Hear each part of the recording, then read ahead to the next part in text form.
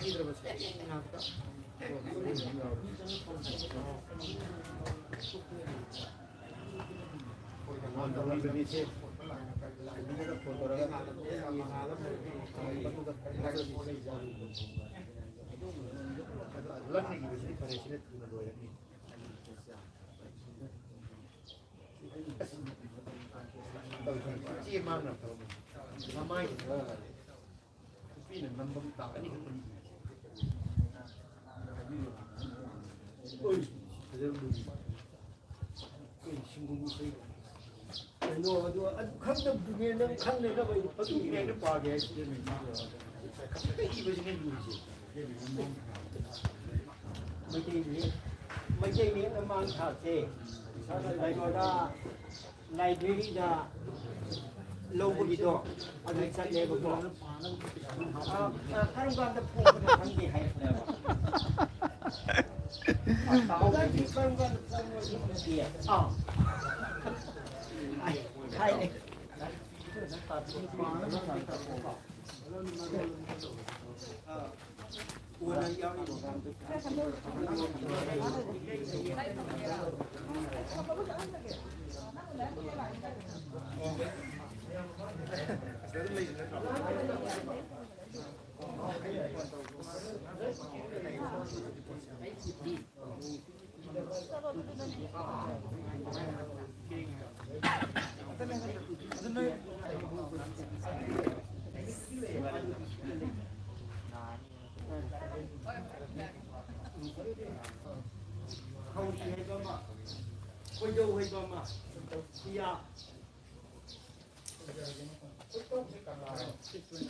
लेंबेरेक्लिबा सिगुमलबा patriotic writers forum Manipur के सही के वही में फम मसले पांथोक चरीबा फोरम मसी तांसदा होनने बगी तंजार नमक्ति के मेजरी पेट्रियोटिक राइटर्स फोरम मणिपुर के तरा मरी सूबा सही की वहीबा मिफम असदैदा नसिगे इकाई खुमनन सिंजरिबा फमफम लांगदा लेंसिन बिनबगिदमक्ता नसिगे लेंबिरक्लिबिसिंगी मरक्तगी कौखटचरी प्रेसिडेंट मेंबर्स ओइना अहानबमक्तदा फोरम की प्रेसिडेंट की थौ सुकुबिरिबा इकाई खुमनजरबा ओजा नौरोइबम खम्बलुवांग इकाई खुमनना ngasiगे प्रेसिडेंट की फमफम लांगदा लेंसिन बिनगिनक्ता नोलुकना कौसिनजरी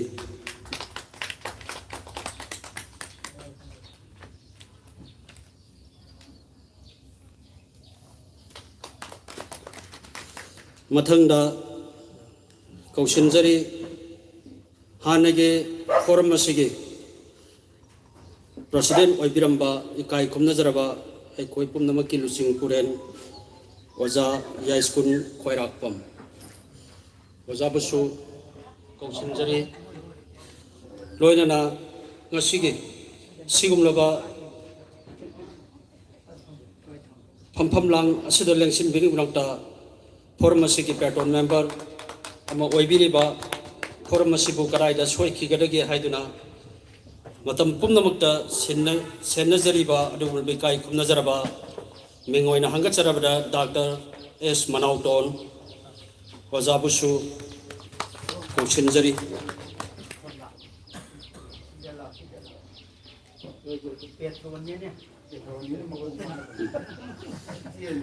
मथंगदा नोलुक नम कौशिनजरी इकाई खुमनजरबा वाहेंगबम हेमापति पैटर्न मेंबर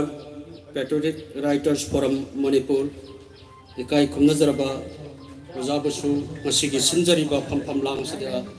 लेंसिनबि रक्ता nolong naning singjari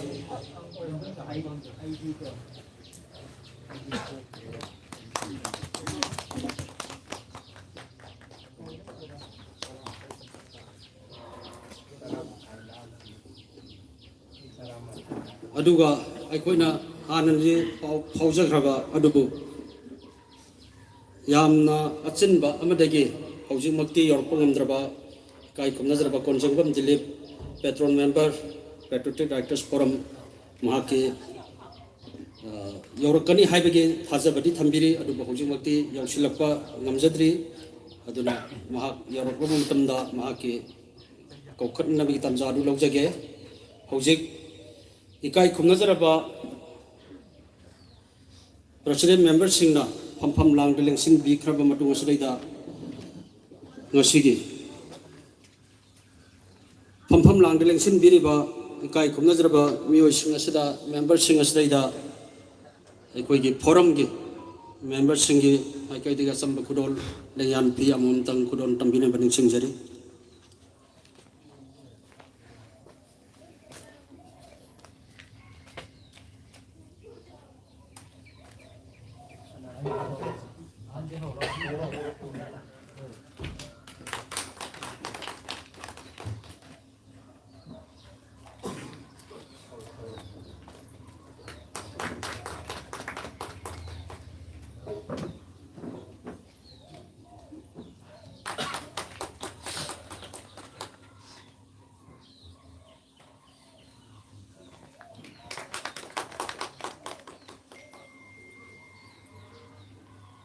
Tagapchari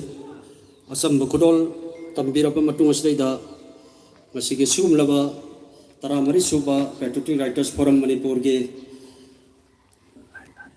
taramari suba annual conference asreida lengbiragri ba kumnamapu welcome address taram no open waron tambiri gunukta kausimjari W Sanatombi live member patriotic writers forum Kausimjari W Sanatombi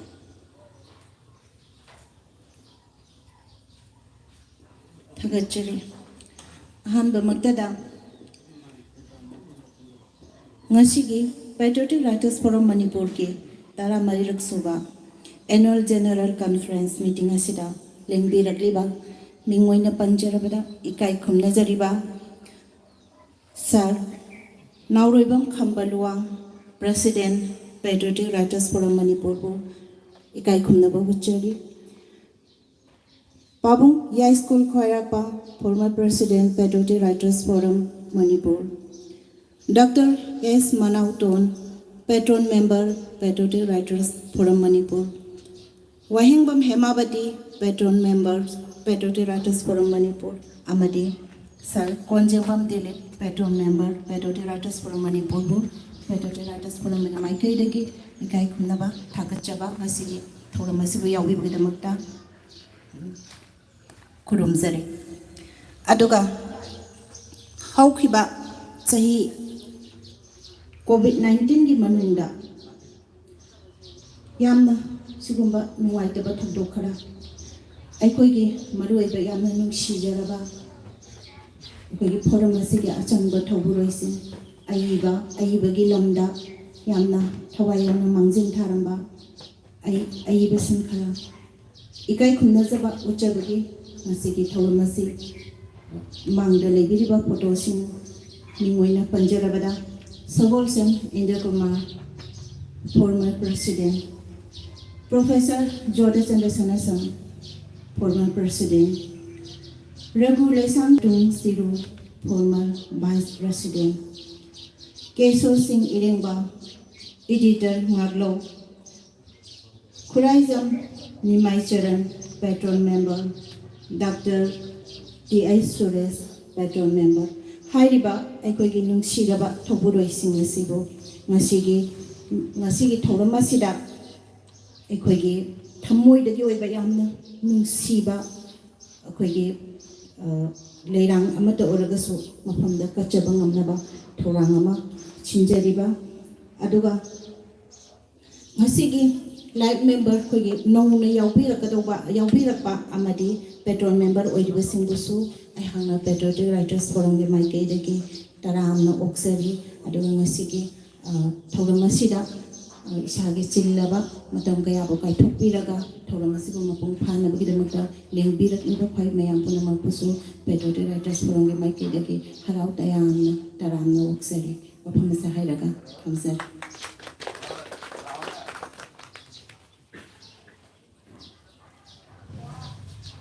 Tagachari, W. Sanatombi, Yangiri, Bakunampu, Taramno, Okpiba, Tambiramba, Matangasi, Function Lassi, Sahigi, Eva, Mipamasi, Habigi, Mera Sukat Pinibuta, Masigi, Sigas Oladi, President Using Viraga, Mera Se, Mutan.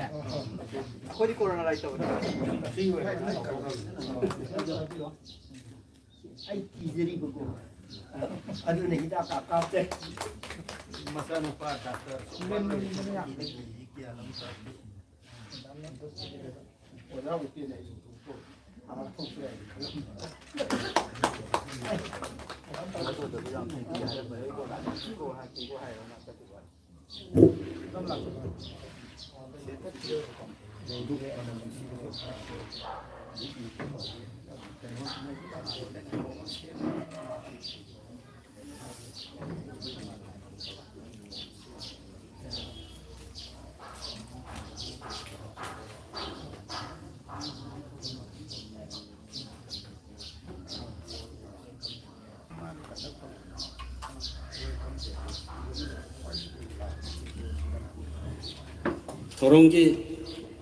Fuguk Mera, Sukat Piraba Matung Sreda, Ngasigi, Sigum Lava, Patriotic Writers Forum Manipurge, Tara Marisuba, Sahiki Mipam, Asigi, Nungi Weba, Tentakpa, Wapam, Patriotic Writers Forum Manipurge, Secretary Topu Vireba, Rakesh Nauremna, Ngasigi, Sahiki Weba. Mifam masih mari lain naga nunggi waiba, wapam pondok pinung ta kausin jari, Rakesh Naure.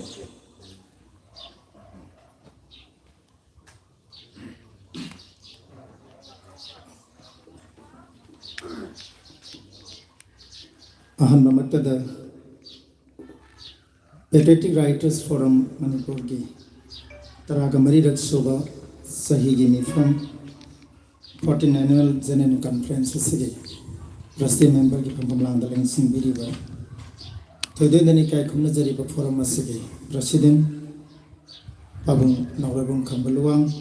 Former President Pabung Yaskul Kwairapam Forum City Patron Member Kai Kumnazari Vasu Dr. S. Manokton Loinana Patron Member Madam Wahengbam Hemabati Dika Thoromasi Swedena Lakigani dana takiba naga yungi mu manungi manundana ya yawbadagi kastang tengthana yorpa yabra haidana pawsu pibirakpa soidana lakani haina suthaja ikakma jeba petro member sel konjaman delef ahmadi ikakma bacche mangdaleng sindiri ba pakidagi sapmana ba miyengde ikakma ba madi magu podo sari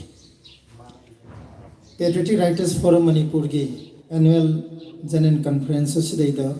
Forum gi activities singadugi report amadi horen program formalities ki matungena horen kodi foreign tribute haijabatari laiwai khaba forum gi former president sing amadi members sing gi mapamda ikai phuno utpasil loiraba matungda ꯊꯝꯖꯒꯅꯤ ꯐꯣꯔꯝꯒꯤ ꯄ꯭ꯔꯁꯤꯗꯦꯟꯅ ꯍꯥꯏꯕꯤꯔꯛꯄꯒꯤ ꯃꯇꯨꯡ ꯏꯟꯅ ꯊꯧꯔꯝ ꯑꯁꯤꯒꯤ ꯌꯥꯝꯅ ꯇꯦꯟꯇꯛꯄ ꯅꯨꯡꯒꯤ ꯋꯥꯔꯣꯜ ꯈꯔꯗꯪ ꯍꯥꯟꯅ ꯋꯥꯍꯧꯗ ꯑꯣꯏꯅ ꯊꯝꯅꯕ ꯇꯥꯛꯄꯤꯔꯛꯄꯗꯒꯤ ꯐꯝꯕꯥꯛꯇ ꯀꯥꯈꯠꯆꯔꯛꯄꯅꯤ ꯇꯦꯟꯅ ꯊꯝꯖꯒꯦ ꯄꯦꯇ꯭ꯔꯤꯌꯣꯇꯤꯛ ꯔꯥꯏꯇꯔꯁ ꯐꯣꯔꯝ ꯃꯅꯤꯄꯨꯔ ꯑꯁꯤ ꯀꯨꯝꯖꯥ 2009ꯒꯤ ꯐꯦꯕ꯭ꯔꯨꯋꯥꯔꯤꯒꯤ ꯆꯩꯆꯠ 10ꯗ ꯀ꯭ꯋꯥꯀꯩꯊꯦꯜꯗ ꯂꯩꯕ ꯑꯣꯖꯥ ꯅꯥꯎꯔꯦꯝ ꯗꯦꯕꯥꯟ ꯀꯧꯕ ꯑꯣꯖꯥ ꯑꯃꯒꯤ ꯌꯨꯝꯗ ꯏꯌꯥꯝꯕ ꯑꯣ.ꯁꯤ. ꯃꯩꯔꯥꯅ ꯐꯥꯎꯟꯗꯔ ꯁꯦꯀ꯭ꯔꯦꯇꯔꯤ ꯑꯣꯏꯔꯒ ꯃꯁꯤꯒꯤ ꯐꯣꯔꯝꯒꯤ ꯄ꯭ꯔꯁꯤꯗꯦꯟ ꯑꯣꯏꯅ ꯂꯦꯡꯁꯤꯟꯕꯤꯔꯤꯕ ꯄꯥꯕꯨꯡ ꯅꯥꯎꯔꯦꯝꯕꯝ ꯈꯝꯕꯅ ꯑꯣꯔꯒꯅꯥꯏꯖꯦꯁꯟꯁꯤ ꯂꯤꯡꯈꯠꯄꯒꯤ ꯐꯪꯁꯟ ꯑꯦꯟ ꯄ꯭ꯔꯁꯤꯗꯦꯟ ꯑꯣꯏꯅ ꯂꯦꯡꯁꯤꯟꯕꯤꯔꯒ ꯂꯤꯡꯈꯠꯈꯤꯕ ꯑꯗꯨꯒꯨꯝꯕ ꯂꯨꯞ ꯑꯃꯈꯛꯅꯤ ꯂꯨꯞ ꯑꯁꯤꯒꯤ ꯑꯦꯖ ꯑꯦ ꯐꯥꯎꯟꯗꯔ ꯃꯦꯝꯕꯔ ꯑꯃ ꯑꯣꯏꯅ ꯐꯥꯎꯟꯗꯔ ꯑꯩꯈꯣꯏꯒꯤ ꯁꯦꯀ꯭ꯔꯦꯇꯔꯤ ꯃꯌꯥꯝ ꯑꯃ ꯂꯩ assistant secretary finance secretary join secretary ꯁꯨꯃꯥꯏꯅ ꯑꯗꯨꯒꯨꯝꯕ ꯁꯦꯀ꯭ꯔꯦꯇꯔꯤꯁꯤꯡꯗꯨꯒꯤ ꯃꯅꯨꯡꯗ ꯑꯩꯁꯨ ꯄꯥꯔꯠ ꯑꯃꯈꯛ ꯂꯧꯖꯔꯒ ꯂꯤꯡꯈꯠꯆꯔꯛꯈꯤꯕ ꯄꯦꯇ꯭ꯔꯤꯌꯣꯇꯤꯛ ꯔꯥꯏꯇꯔꯁ ꯐꯣꯔꯝ ꯃꯅꯤꯄꯨꯔ ꯃꯁꯤꯗꯤ ꯆꯍꯤ 13 ꯃꯄꯨꯡ ꯆꯞ ꯆꯥꯅ ꯐꯥꯗꯅ ꯆꯍꯤꯁꯤꯒꯤ ꯐꯦꯕ꯭ꯔꯨꯋꯥꯔꯤ 10ꯗ ꯃꯅꯤꯄꯨꯔ ꯄ꯭ꯔꯦꯁ ꯀ꯭ꯂꯕ ꯏꯝꯐꯥꯜꯒꯤ ꯑꯣꯗꯤꯇꯣꯔꯤꯌꯝꯗ 14 ꯁꯨꯕ ꯃꯄꯣꯛ ꯀꯨꯝꯑꯣꯟ ꯊꯧꯔꯝ ꯄꯥꯡꯊꯣꯛꯆꯈꯤ ꯍꯥꯏꯔꯤꯕ ꯐꯣꯔꯝ ꯑꯁꯤꯅ ꯇꯦꯟꯈ꯭ꯔꯕ ꯆꯍꯤ 13 ꯑꯁꯤ ꯆꯍꯤꯗ 13 ꯍꯥꯏꯕꯁꯤ ꯑꯩꯈꯣꯏꯅ ꯃꯤꯑꯣꯏꯕꯒꯤ ꯈꯣꯡꯆꯠꯇ ꯌꯦꯡꯂꯨꯔꯒꯗꯤ ꯌꯥꯝꯅ ꯄꯨꯡꯀꯛ ꯆꯥꯎꯔꯛꯄ ꯄꯥꯈꯪ ꯃꯆꯥ ꯂꯩꯁꯥꯕꯤ ꯃꯆꯥ ꯑꯗꯨꯒꯤ ꯆꯍꯤꯒꯤ ꯂꯦꯡꯒꯥ ꯑꯃꯈꯛꯅꯤ ꯑꯩꯈꯣꯏꯗ ꯑꯀꯤꯕ ꯂꯩꯇꯕ ꯑꯩꯈꯣꯏꯅ ꯇꯧꯅꯤꯡꯕ ꯈꯨꯗꯤꯡꯁꯦ ꯇꯧꯕ ꯉꯝꯒꯅꯤꯗ ꯈꯟꯖꯕ ꯑꯩꯈꯣꯏꯒꯤ ꯏꯊꯛꯇ ꯂꯩꯕ ꯑꯍꯜ ꯂꯃꯟꯁꯤꯡꯁꯤꯗ ꯄꯥꯕꯨꯡ ꯌꯥꯁꯀꯨꯜ ꯂꯩꯕꯤꯔꯤꯕ ꯄꯥꯕꯨꯡ ꯈꯝꯕ ꯂꯩꯕꯤꯔꯤꯕ ꯑꯩꯈꯣꯏꯅ ꯅꯥꯎꯊꯤ ꯁꯥꯖꯗꯅ ꯑꯣꯏꯅꯖꯗꯅ ꯆꯦꯟ ꯆꯣꯡꯗꯅ ꯁꯥꯟꯅꯖꯔꯛꯄ ꯆꯍꯤ 13ꯒꯤ ꯈꯣꯡꯆꯠ ꯑꯁꯤꯗ ꯆꯍꯤ 13ꯒꯤ ꯄꯨꯡꯐꯝꯁꯦ ꯃꯁꯤ ꯃꯤ ꯂꯥꯏ ꯀꯤꯗꯕ ꯃꯇꯝ ꯑꯁꯤꯗ ꯑꯩꯈꯣꯏꯗ ꯑꯋꯥꯕ ꯀꯌా ꯑꯃ ꯃꯥꯌꯣꯛꯅꯈꯤ ꯃꯗꯨꯒꯤ ꯑꯋꯥꯕꯁꯤꯡꯗꯨꯒꯤ ꯃꯅꯨꯡꯗꯅꯤ ꯑꯩꯈꯣꯏꯅ ꯉꯥꯏꯍꯥꯛ ꯂꯩꯇꯅ ꯄꯥꯕꯨꯡ ꯑꯣꯖꯥ ꯍꯥꯏꯗꯅ ꯀꯣꯏꯆꯦꯟ ꯆꯦꯟꯅ ꯍꯪꯖꯔꯝꯕ ꯄꯥꯕꯨꯡ ꯏꯟꯗ꯭ꯔ ꯀꯨꯃꯥꯔ ꯂꯩꯈꯤꯗꯕ ꯑꯣꯖꯥ ꯖꯣꯗ ꯐꯣꯔꯃꯔ ꯄ꯭ꯔꯁꯤꯗꯦꯟ ꯂꯩꯈꯤꯗꯕ ꯚꯥꯏꯁ ꯄ꯭ꯔꯁꯤꯗꯦꯟ ꯑꯣꯖꯥ ꯖꯥꯇꯨꯡ ꯆꯤꯔꯨ ꯂꯩꯈꯤꯗꯕ ꯄꯦꯇ꯭ꯔꯣꯜ ꯃꯦꯝꯕꯔ ꯄꯥꯕꯨꯡ ꯈꯨꯔꯥꯏꯖꯟ ꯅꯤꯃꯥꯏꯆꯔꯟ ꯗꯥꯛꯇꯔ ꯁꯨꯔꯦꯁ ꯂꯣꯏꯅꯅ ꯐꯣꯔꯝꯒꯤ ꯄꯥꯁ ꯐꯣꯔꯃꯔ ꯄ꯭ꯔꯁꯤꯗꯦꯟ ꯑꯣꯖꯥ ꯔꯘꯨ ꯂꯩꯈꯤꯗꯕꯁꯦ ꯄꯦꯇ꯭ꯔꯤꯌꯣꯇꯤꯛ ꯔꯥꯏꯇꯔꯁ ꯐꯣꯔꯝ ꯃꯅꯤꯄꯨꯔꯒꯤ ꯅꯍꯥ ꯑꯣꯏꯖꯔꯤꯕ ꯃꯦꯝꯕꯔ ꯑꯩꯈꯣꯏꯗꯗꯤ ꯑꯣꯟꯊꯣꯛꯅ ꯃꯦꯟꯁꯤꯟꯕ ꯉꯝꯃꯔꯣꯏꯗꯕ ꯑꯋꯥꯠꯄ ꯑꯃꯈꯛ ꯂꯩꯖꯩ ꯀꯩꯒꯨꯝꯕ ꯑꯃ ꯑꯋꯥꯠ ꯑꯄꯥ ꯂꯥꯛ ꯃꯇꯝꯗ ꯆꯦꯟꯗꯅ ꯆꯣꯡꯗꯅ ꯍꯪꯕꯗꯣ ꯍꯪꯐꯝꯁꯦ ꯂꯩꯁꯤꯜꯂꯛꯇꯕ ꯑꯩꯈꯣꯏꯒꯤ ꯑꯍꯟꯁꯤꯡꯁꯤꯅ ꯂꯣꯏꯅ ꯆꯠꯈꯤꯕ ꯑꯗꯨꯅ 2000 ꯆꯍꯤꯁꯤꯒꯤ ꯍꯧꯈꯤꯕ ꯃꯃꯥꯡ ꯍꯥꯏꯕ ꯇꯥꯔꯦ 2020ꯗꯒꯤꯅ 21ꯒꯤ ꯄꯦꯔꯤꯌꯠꯁꯤꯃꯗꯤ ꯄꯦꯇ꯭ꯔꯤꯌꯣꯇꯤꯛ ꯔꯥꯏꯇꯔꯁ ꯐꯣꯔꯝ ꯃꯅꯤꯄꯨꯔꯒꯤ ꯈ꯭ꯋꯥꯏꯗꯒꯤ ꯆꯍꯤ 13ꯒꯤ ꯈꯣꯡꯆꯠꯇ ꯑꯋꯥ ꯄꯣꯠꯂꯨꯝ ꯄꯨꯕ ꯆꯍꯤ ꯑꯃ ꯑꯣꯏꯖꯈꯤ ꯑꯗꯨꯕꯨ ꯅꯨꯡꯁꯤꯕꯤꯗꯅ ꯐꯣꯔꯝ ꯑꯁꯤ ꯍꯤꯡꯗꯕ ꯌꯥꯗꯦ ꯍꯥꯏꯗꯅ ꯐꯣꯔꯝꯒꯤ ꯄ꯭ꯔꯁꯤꯗꯦꯟ ꯑꯣꯏꯕꯤꯔꯝꯃꯕ ꯄꯥꯕꯨꯡ ꯌꯥꯏꯁꯀꯨꯜ ꯈ꯭ꯋꯥꯏꯔꯥꯛꯄꯝꯁꯦ ꯑꯦꯛꯖꯤꯀ꯭ꯌꯨꯇꯤꯚ ꯃꯦꯝꯕꯔꯗ ꯑꯃꯨꯛ ꯌꯥꯎꯕꯤꯔꯛꯏꯕꯅꯤ ꯑꯍꯟꯁꯤꯡꯗ ꯂꯩꯈꯤꯗ꯭ꯔꯦ ꯑꯍꯟꯗ ꯆꯍꯤꯗ ꯌꯦꯡꯉꯨꯔꯗꯤ ꯄꯥꯕꯨꯡ ꯌꯥꯏꯁꯀꯨꯜꯁꯨ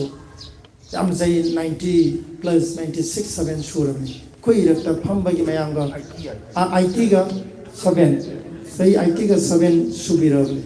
ꯌꯥꯝ ꯅꯍꯥ ꯑꯣꯏꯅ ꯃꯥꯟꯕ ꯃꯌꯥꯝ ꯑꯩꯈꯣꯏꯗꯒꯤꯁꯨ ꯍꯦꯟꯅ ꯊꯧꯅꯥ ꯐꯅ ꯆꯦꯟ ꯆꯣꯡ ꯃꯥꯟꯕꯒꯤ ꯋꯥꯔꯤꯅꯤ ꯆꯍꯤꯗ ꯌꯦꯡꯉꯨꯔꯗꯤ ꯌꯥꯝꯅ ꯁꯦꯅꯤꯌꯔ ꯑꯣꯏꯔꯕꯅꯤ ꯑꯗꯨꯕꯨ ꯑꯩꯈꯣꯏꯅ ꯑꯩ ꯏꯌꯥꯝꯕ ꯃꯩꯔꯥꯅꯁꯨ ꯌꯥꯝ ꯇꯣꯏꯅ ꯐꯥꯒꯤ ꯇꯧꯕꯅꯤ ꯀꯟꯊꯧꯁꯤ ꯌꯥꯝꯅ ꯄꯥꯈꯪ ꯐꯒꯠꯂꯛꯑꯦ ꯀꯥꯏꯗꯅ ꯑꯗꯨꯅ ꯃꯥꯒꯤ ꯁ꯭ꯇꯦꯃꯤꯅꯥ ꯑꯁꯤꯅꯅꯤ ꯑꯩꯈꯣꯏꯅ ꯄꯦꯇ꯭ꯔꯤꯌꯣꯇꯤꯛ ꯔꯥꯏꯇꯔꯁ ꯐꯣꯔꯝ ꯃꯅꯤꯄꯨꯔꯅ ꯑꯍꯨꯝꯂꯛ ꯃ꯭ꯌꯥꯟꯃꯥꯔꯒꯤ ꯑꯍꯥꯟꯕ ꯈꯣꯡꯆꯠ ꯆꯠꯄ ꯆꯪꯕ ꯌꯥꯗꯕ ꯑꯗꯒꯤ ꯑꯅꯤꯁꯨꯕ ꯆꯠꯄ ꯑꯃꯨꯛ ꯌꯥꯗꯕ ꯑꯍꯨꯝꯁꯨꯕ ꯑꯩꯈꯣꯏ 5 ꯆꯠꯄ ꯈꯣꯡꯆꯠꯇꯁꯨ ꯄꯥꯕꯨꯡ ꯌꯥꯏꯁꯀꯨꯜꯅ ꯂꯨꯆꯤꯡꯕꯤꯗꯨꯅ ꯆꯠꯈꯤ ꯆꯣꯛꯊꯕ ꯅꯥꯏꯗꯕ ꯄꯦꯇ꯭ꯔꯤꯌꯣꯇꯤꯛ ꯔꯥꯏꯇꯔꯁ ꯐꯣꯔꯝꯒꯤ ꯊꯧꯃꯤꯁꯤꯡ ꯃꯅꯨꯡꯗ ꯄꯥꯕꯨꯡ ꯌꯥꯏꯁꯀꯨꯜꯁꯨ ꯆꯍꯤꯗ ꯑꯍꯜ ꯑꯣꯏꯔꯒꯁꯨ ꯃꯥꯒꯤ ꯄꯨꯟꯁꯤꯒꯤ ꯊꯕꯛꯇꯗꯤ ꯌꯥꯝ ꯅꯍꯥ ꯑꯣꯏꯔꯤꯕ ꯑꯗꯨꯒꯨꯝꯕ ꯄꯥꯕꯨꯡ ꯌꯥꯏꯁꯀꯨꯜꯅꯤ ꯑꯗꯨꯅ ꯄꯥꯕꯨꯡ ꯌꯥꯏꯁꯀꯨꯜꯅ ꯇꯥꯝꯁꯤꯒꯤ ꯑꯣꯏꯅ ꯑꯦꯛꯖꯤꯀ꯭ꯌꯨꯇꯤꯚ ꯃꯦꯝꯕꯔꯗ ꯑꯃꯨꯛ ꯌꯥꯎꯔꯛꯄꯁꯦ ꯑꯩꯈꯣꯏꯗ ꯑꯅꯧꯕ ꯊꯧꯅꯥ ꯑꯃ ꯍꯥꯞꯄꯤ ꯑꯗꯨꯅ ꯄꯥꯕꯨꯡꯕꯨ ꯏꯁꯄꯤꯁꯦꯜꯂꯤ ꯑꯩ ꯉꯁꯤꯒꯤ ꯊꯧꯔꯝꯁꯤꯗ ꯊꯥꯒꯠꯄ ꯐꯣꯡꯗꯣꯛꯆꯔꯤ ꯌꯥꯝꯅ ꯅꯨꯡꯉꯥꯏꯖꯔꯤꯕꯗꯤ ꯄꯦꯇ꯭ꯔꯤꯌꯣꯇꯤꯛ ꯔꯥꯏꯇꯔꯁ ꯐꯣꯔꯝ ꯃꯅꯤꯄꯨꯔꯒꯤ ꯁꯤꯒꯨꯝꯕ ꯂꯨꯞ ꯑꯁꯤꯒꯤ ꯁꯤꯗꯩꯗ ꯅꯧꯅ ꯃꯦꯝꯕꯔ ꯑꯣꯏꯕꯤꯕꯁꯤꯡꯒꯤ ꯃꯔꯛꯇ ꯌꯥꯝꯅ ꯁꯤꯡꯊꯥꯅꯤꯡꯉꯥꯏ ꯑꯣꯏꯕ ꯃꯅꯤꯄꯨꯔ ꯌꯨꯅꯤꯚꯔꯁꯤꯇꯤꯒꯤ ꯈ꯭ꯋꯥꯏꯗꯒꯤ ꯆꯥꯎꯔꯤꯕ ꯇꯥꯏꯕꯪ ꯃꯍꯩꯀꯣꯜ ꯍꯥꯏꯖꯕ ꯇꯥꯔꯦ ꯃꯁꯤꯗ ꯑꯦꯁꯤꯁꯇꯦꯟ ꯄ꯭ꯔꯣꯐꯦꯁꯔ ꯑꯣꯏꯕꯤꯔꯤꯕ ꯗꯣꯛꯇꯔ ꯅꯥꯎꯔꯦꯝ ꯁꯅꯥꯇꯣꯝꯕ ꯍꯟꯗꯛꯀꯤ ꯇꯥꯝꯁꯤꯗ ꯌꯥꯎꯕꯤꯔꯛꯏ ꯃꯦꯗꯥꯝ ꯀꯦ ꯕꯤ ꯃꯣꯂꯥ ꯁꯤ.ꯑꯥꯏ. ꯀꯣꯂꯦꯖꯀꯤ ꯑꯦꯁꯤꯁꯇꯦꯟ ꯄ꯭ꯔꯣꯐꯦꯁꯔ ꯑꯗꯨꯒ ꯑꯇꯩ ꯃꯦꯝꯕꯔ ꯑꯣꯖꯥ ꯊꯧꯗꯥꯝ ꯔꯣꯍꯤꯅꯤ ꯀꯨꯃꯥꯔꯒꯤ ꯂꯣꯏꯅꯕꯤ ꯏꯇꯩꯃꯁꯤ ꯐꯣꯔꯝꯒꯤ ꯑꯦꯅꯤ ꯑꯦꯛꯇꯤꯚꯤꯇꯤꯁꯇ ꯑꯗꯨꯝ ꯌꯥꯎꯗꯅ ꯂꯥꯛꯄꯅꯤ ꯏꯇꯩꯃ ꯁꯤꯂꯥꯔꯥꯅꯤꯁꯦ ꯃꯦꯝꯕꯔ ꯑꯣꯏꯅꯗꯤ ꯑꯩꯈꯣꯏꯅ ꯀꯣꯞ ꯇꯧꯗꯕ ꯑꯗꯨꯒ ꯍꯟꯗꯛꯀꯤ ꯇꯥꯝꯁꯤ ꯃꯦꯝꯕꯔ ꯑꯣꯏꯕꯤꯔꯛꯀꯅꯤ ꯍꯥꯏꯗꯅ ꯑꯣꯖꯥ ꯔꯣꯍꯤꯅꯤ ꯀꯨꯃꯥꯔ ꯃꯁꯥꯃꯛꯅ ꯐꯣꯟ ꯇꯧꯕꯤꯔꯛꯄꯅꯤ ꯅꯣꯏ ꯏꯇꯩꯃꯁꯨ ꯐꯣꯔꯝꯒꯤ ꯃꯦꯝꯕꯔ ꯑꯣꯏꯕ ꯇꯥꯔꯦ ꯍꯥꯏꯗꯅ yam chamina khre khongchat mayama karang gi ithatta chatana karang da leiba angang singda ojara golai sang thina president oingai da hore bangang singda children literary gi literature gi movement se sagat kadabani haidana ahing yare pana karang ithatta chatana chamina khiba Patriotic Writers Forum Manipur na 2016 da ihan han boina Guwahati da khundari ba meitei sing da ningon sakoi thoram hodokpa sumba khongchat sakoi khongchat kyam da temasalan su soya bikrabani na Manipur gi journalist ki lamda aduga Manipur University na sakhangba linguistic ki Manipuri department ti sidai da sakhangbo ja SK panba mangleng sinbiri MA Manipuri ni Ojama samak handaki tamsa member or birakpa lai member dagi loina na Manipur Legislative Assembly da mamangi tam da haijabatare mamangi saigi mi phamda akoina member wina kop to bikhrabi madam mutum ramani assembly ki secretary birambi sumaina saknai rabi anoba member ke ama from the member oi birakpa singi mangda thoidona nungai jaba musu phawri badi ai inau Dr. Manju Elangbam international icon amoi nam yam sakhang narabani Manipuri classical dance the foreign country yam da nipan mapan gi mathakta Manipuri culture Manipuri dance masi promote tawbada chaw thodang loriba dungbai hujuji assistant professor oina mairoi kya ama takpi ba dance ki lamda sumba inau gumba ma Patriotic Writers Forum Manipur member go ibirak passe ya mari lainai ekoini iriba saireng isai singasi dance form the music form the masi ontho ganda performance ulakadori bani sigi mi eng da changbirak bani naw sedana taramno ukchari ikai khon ukchari aduna ina all India radio Imphal gi Pabu Indra Kumar gi nahan newspaper de pena phel akoi gi ikai khon utkani edana phongdok padu thengna bi dana telephone to girakpa Patriotic Writers Forum je member oining ba yam kuiraba adugo matang chadaba karaida hairaga kamai oidano khangdadana leiramba duba newspaper da thengnai haidana all India radio Imphal da koi gi program producer Pabu Indra Kumar oiringai matamda lila kya puthopiramba aiba oja mangda lengsinbiri oja kaisam Raghumani lengsinbiri masamak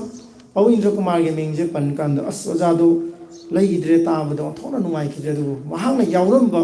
organization adu da ai sere all India radio Imphal da approved drama artist sama ohenbada thodang yabiramba hallamani hadana mahakoi kai kono utpa mahaki ibagi khongchada dasu Patriotic Writers Forum Manipur da yaura kanda makha sathajage haidana yobire wazara gumani mangdaling sinbiri punami kai kono uchari tentang na Patriotic Writers Forum Manipur na ten krabasai taraga mari khongchada sida yamdrabda lari sama gi mayar ekoi chapchaba accurate subject to correction koi khongjakre masimon da translation work yauri aduga English loan de ibe yauri aduga choba koi essays ki lari yauri sairenge lila gi drama gi novel gi tongan ma genre ke ado sumbalai khongjakre forum asigi khwaidigi maruiba thorum singi manungda writers study tour haiba khongchat ama aiba singi thejen khongchat masima Patriotic Writers Forum Manipur gi achoba thaba amoina chathadran lai masi wakhalon yama osimera founder secretary sina sagat pirakpa thaba oina onthona ba akhoi member puna manu hona birana lakpa sina ngasidi Manipur gi miyamna dik taba khangba adu chatpadi yoksanbadi ngamdaba historical background leiba yamna thizandaba yadaba mafam kaya mai man khoi study tour chatli adigi mathakta Manipur gi amna maru oiba malemda amatoina saliba siroi lili mayamna siroi lili kabase khongchat amada karamba yai koi boina chala karamba yai adu bai khoi Patriotic Writers Forum na siroi lili chakhi karamba wakhalon chakhi siroi lili saitharaga di iba siroi lili gi makhong du yawrudaba siroi lili di amona di urudaba adu saireng di dum iba adu main tawdana siroi lili chatkadabani siroi lili gi wakhalon ige siroi lili ige ari siroi lili makhong yawgadabani haidana akhoi siroi lili chakhi sumai tawdana karang si amna inang nang na mayam chatpa ngamnate haujitaba motor bu tholakpadi khra chatnare karang chatli khangkhui cave tharon cave tongan ba ai ba jingsina ngasagi table da phamma ga irga leiba dun natte khoina Patriotic Writers Forum gi ideology masigi wakhalon se aduna khoi se isi tawim sung mafam do sport to kaigum historical background level area mo re madu chatlagi isi haise patriotic writers forum manipur ki amdamni adumai tawdana forum ki petro member sir Dr. S. Manau tonna lamthabi dana anauba khongchatama 2018 19 17 18 19 sigi khongchat sidai da khu chatki madu lamyan ba hijab irabot ki khongul li ba khongchat ama madu khoi ya school da le ba irabot ki mitam amade manipur drama team ne andagi khongsan ki khongchat ase patriotic writers forum mani ngasidi ango singkhong do singi makhong maludaba labuk oina thela moina le horaba irabona leikide ma ki aruiba yahi tan ki mafam sini ya mafam du miyana ta ga su masigi milon sinamdi tongi milona thajani ngai gi sangsin nemakpa maramdi mahak poloi ki mafam do ngasidi turel ma mayai da le hore ningthi turen ga taina ba koi ki khong gumba haiba tare adugumba ma da le hore aduga chingkhong adu sulabu oina le hore adu targadi next generation amadi decade amani gi matungi miyoi singna kaiguma khungul liba chapa matanda lamya ma irabona lekhido mafam sini haibada khangan na ba gi waiba madugi memorable stage su natragana kaiguma mafam amata area do dai hodre aduna patriotic writers forum na manipur university da pangthok ko jila lai sang thengi lari phombu gi thorum da soina angachabani Dr. Chirom Raj Captain Lapiri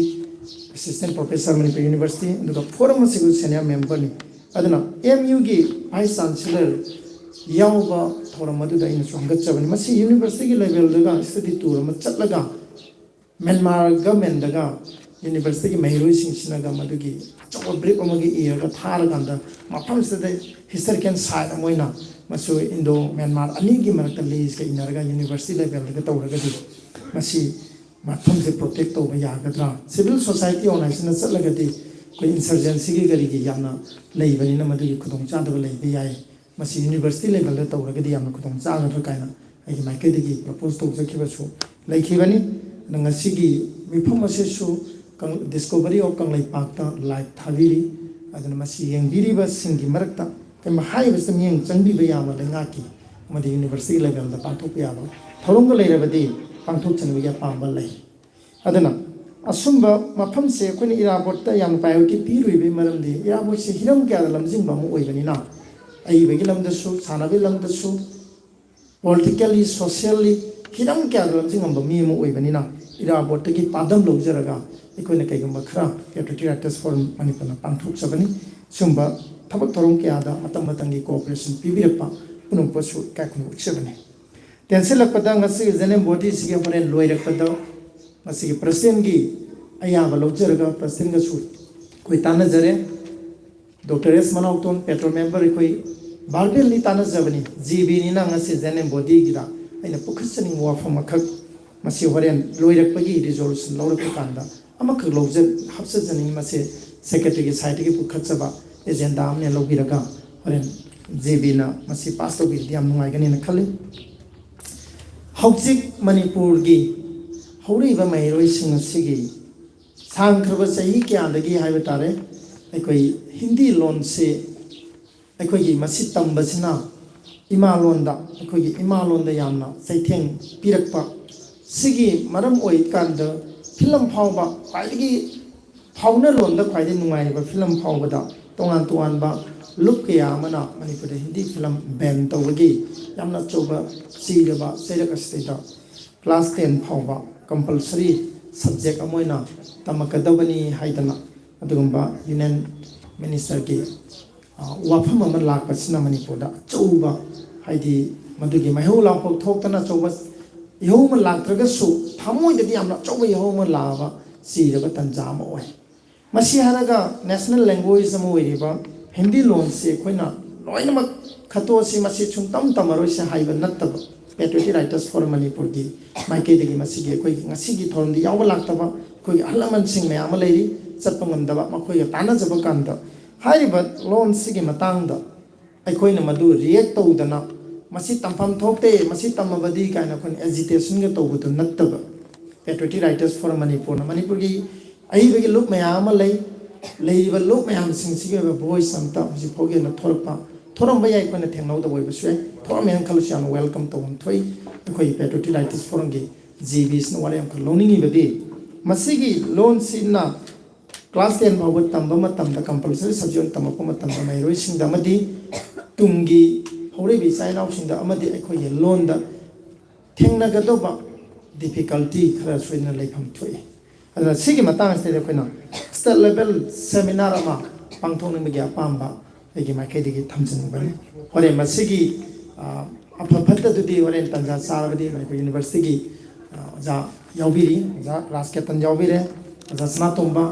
ꯅꯧꯅ line member ꯑꯣꯏꯕꯤꯔꯒꯁꯨ ꯉꯁꯤꯗꯒꯤ line member ꯑꯣꯏꯕꯤꯔꯕꯅꯤꯅ ꯃꯁꯤꯒꯤ ꯁꯖꯦꯁꯇꯤቭ ꯑꯣꯏꯕ ꯋꯥꯈꯜꯂꯣꯟ ꯑꯗꯒꯤ ꯏꯗꯨꯀꯦꯁꯅꯤꯁ ꯁꯥꯔ ꯃꯅꯥꯎꯇꯣꯟ ꯑꯩꯈꯣꯏꯅ petrol member ꯑꯣꯏꯅ ꯈꯛꯇꯪ ꯎꯕ ꯅꯠꯇꯕ ꯑꯦꯖ ꯑꯦ ꯏꯗꯨꯀꯦꯁꯅꯤꯁ ꯑꯃ ꯑꯣꯏꯅ ꯑꯩꯈꯣꯏꯅ ꯌꯦꯡꯖꯕ ꯃꯤꯠꯌꯦꯡ ꯑꯃꯗ ꯃꯁꯤꯒꯤ ꯗꯨꯁ ꯑꯦꯟ ꯗꯣꯟꯁ ꯈꯔ ꯂꯩꯒꯅꯤ ꯑꯗꯨꯅ ꯃꯁꯤ ꯇꯉꯥꯏ ꯐꯗꯅ ꯍꯟꯗꯛꯀꯤ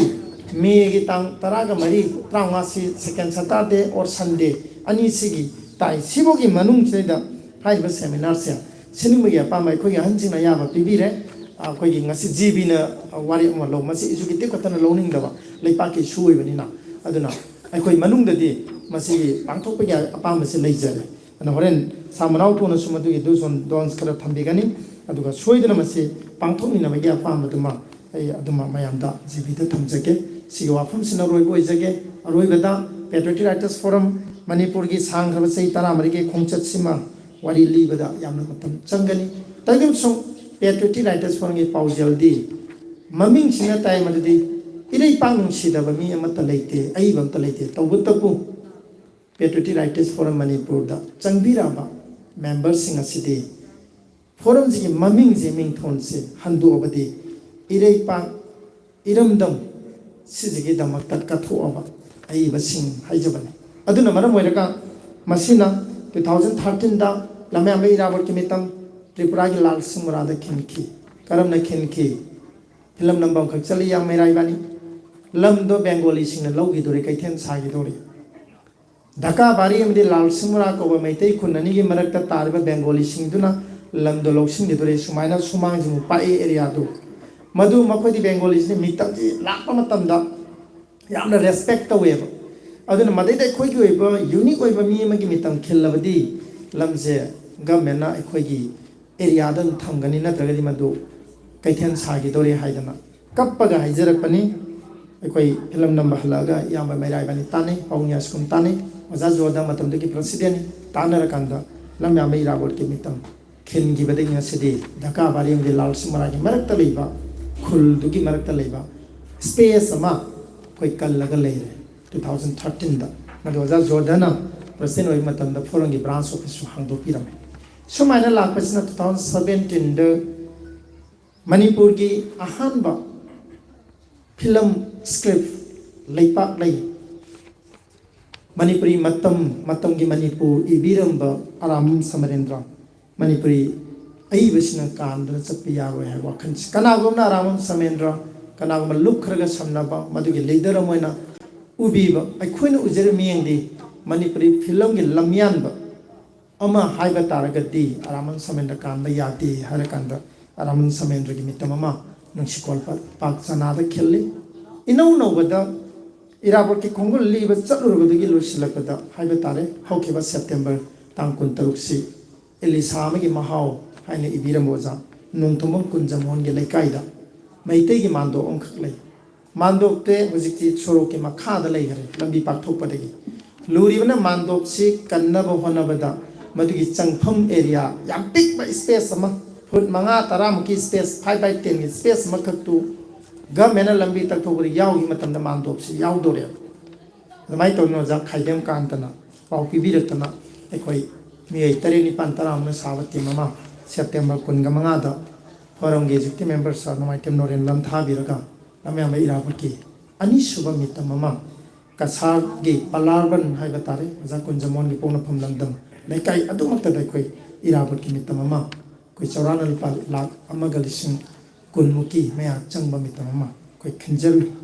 ꯃꯁꯤ ꯈꯔ ꯈꯛꯇꯅꯤ ꯑꯩꯅ ꯊꯝꯖꯔꯤꯕ ꯋꯥꯐꯝꯁꯤ ꯐꯣꯔꯝꯒꯤ ꯑꯦꯛꯇꯤꯚꯤꯇꯤꯁ ꯆꯍꯤ ꯔꯤꯄꯣꯔꯠ ꯃꯌꯥꯝꯗꯨ ꯄꯥꯊꯣꯛꯄ ꯃꯇꯝꯗꯗꯤ ꯌꯥꯝꯅ ꯌꯥꯝꯒꯅꯤ ꯑꯩꯅ ꯑꯔꯣꯏꯕꯗ ꯔꯤꯀ꯭ꯋꯦꯁ ꯇꯧꯖꯔꯤ ꯃꯗꯨꯗꯤ patriotic writers forum Manipur ki thau pujari boza khamba ai sama atai thau buroi mayam ai si mayam gi ware mayam gi thambiram wapang kya do tabu ton thong na chen chong jabani koina khangdaba hitaba soikiba lamkiba punamak Patriotic Writers Forum Manipur halaman sing Patron members sing nangna light member oi biraba singna kupsem senabiraga forum se hena mapangan kanba Manipur da leiba literary organization sing staki ta daba nok taba tuma lup ama ohenna ba khona mina si hai wa phan thamjarga punpam kana khurumjai thakse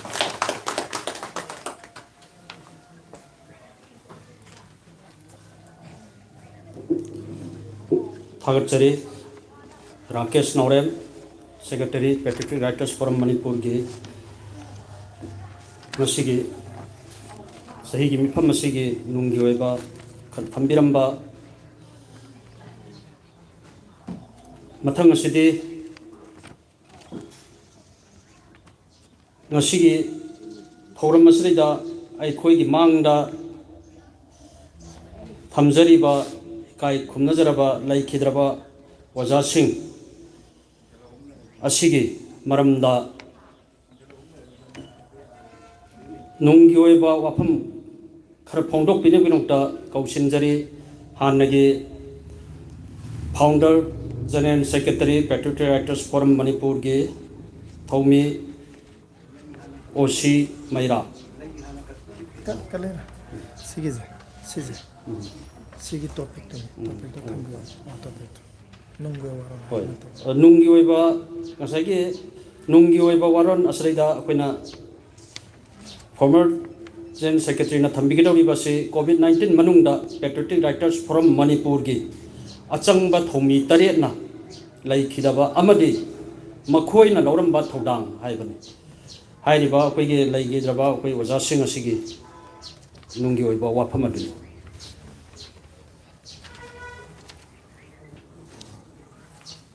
Kumno pukai kuno butcheri mayam pun bagi nuai ba masung yam mapung phaba numida sida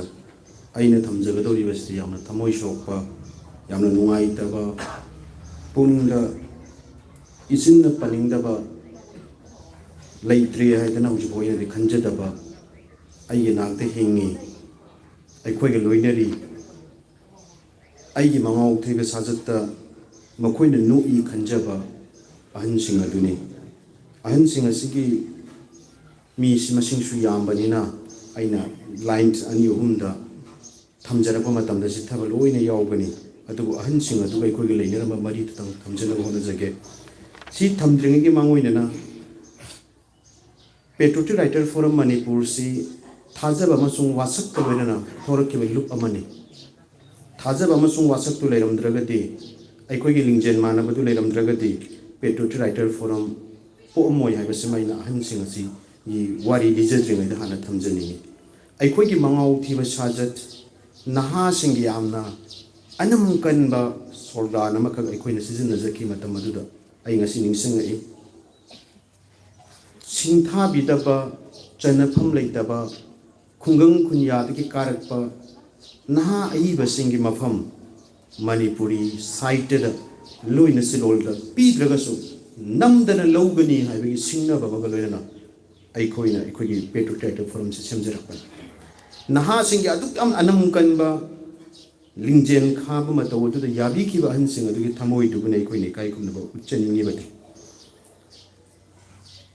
wafuma sigi loina na aina matamsi mangandana thamjaningba mana aikogi mamangi chahida laikidaba singoi tariat kai kumna jari bani nupi amatadi nahan bidaba tekan bidaba oiram basimasu thamoi da khastang nungai badi fawe Patriotic Writers Forum Manipur gi nupi gi mapa si shok da baza doire masing yamja da jaga se koina kan ma pam baza doire na khanjab aina khaji khaji tang thamjari basi horen punchal la ko yana na ba thamjabani luri badi naha mayam gi challenging mutama da semkalak ki ba Patriotic Writers Forum Manipur se ngasina naha yaw dana ahan ngakte gi oyhobagi nungai badune khoi thamjari badi ai pung da phaujari badi maram din naha sing ahan sing tung il jaramba ikoina hogluk chawa ahan sing yabire haibado ai ngasi khangjabani habisama thamjagi chaibiri ba ngangbiri ba duga aina khara thawum dagi lapthokhi ba aikoi masen gi marakta leinari ba pumna makado ꯐꯅꯌꯥꯝꯅ ꯉꯥꯡꯕꯤꯔꯒꯁꯨ ꯃꯗꯨ patriotic writer ꯐꯣꯔꯝꯕꯨ ꯃꯈꯣꯡ ꯁꯣꯝꯕꯤꯕꯅ ꯂꯩꯔꯤꯕ ꯂꯣꯏꯅ ꯁꯤꯂꯣꯟꯒꯤ ꯂꯣꯏꯅ ꯁꯤꯂꯣꯟꯒꯤ ꯂꯨꯞ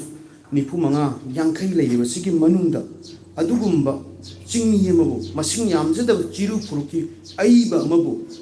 ꯚꯤꯄꯤꯒꯤ ꯊꯥꯛꯇ ꯊꯥꯡꯒꯠꯂꯛꯇꯅ ꯏꯀꯥꯏ ꯈꯨꯝꯅꯕ ꯍꯥꯏꯕꯁꯦ ꯄꯦꯇ꯭ꯔꯣꯇꯤꯛ ꯔꯥꯏꯇꯔ ꯐꯣꯔꯝ ꯃꯅꯤꯄꯨꯔꯒꯤ ꯁꯤꯡꯅꯕ ꯑꯃꯁꯨꯡ ꯅꯥꯄꯟꯒ ꯂꯣꯏꯅꯕ ꯏꯇꯧꯗꯨꯅꯅꯤ ꯍꯥꯏꯕꯁꯤ ꯃꯥꯅ ꯊꯝꯖꯒꯦ ꯑꯁꯨꯒꯨꯝꯕ ꯏꯀꯥꯏ ꯈꯨꯝꯅꯕꯁꯦ ꯑꯇꯩ ꯂꯨꯞ ꯀꯌꯥꯗꯒꯤ ꯀꯌꯥ ꯐꯪꯐꯥꯠꯇꯕꯅꯤ ꯑꯗꯨꯒ ꯂꯣꯏꯅꯅ ꯑꯣꯖꯥ ꯑꯉꯝ ꯖꯥꯇꯨꯡ ꯆꯤꯔꯨꯁꯤ ꯀꯌꯥꯝ ꯌꯥꯝꯅ ꯆꯝꯖꯕꯒꯦ ꯍꯥꯏꯕꯗꯨꯗꯤ ꯊꯧꯔꯝ ꯑꯃ ꯃꯥꯡꯅ ꯚꯤꯄꯤ ꯑꯣꯏꯔꯤꯉꯩ ꯃꯇꯝꯗ ꯊꯧꯔꯝ ꯑꯃꯐꯥꯎ ꯃꯤꯁ ꯑꯣꯏꯈꯤꯗꯕ ꯃꯤꯁꯛ ꯑꯃꯈꯛꯅꯤ ꯑꯗꯨꯝ ꯂꯥꯛꯄ ꯑꯗꯨꯝ ꯌꯥꯎꯔꯕ ꯑꯗꯨꯝ ꯆꯠꯂꯕ ꯑꯩꯈꯣꯏꯒ ꯆꯠꯃꯤꯟꯅꯈꯤꯕ ꯑꯃꯈꯛꯅꯤ ꯑꯗꯨꯒ ꯃꯍꯥꯛ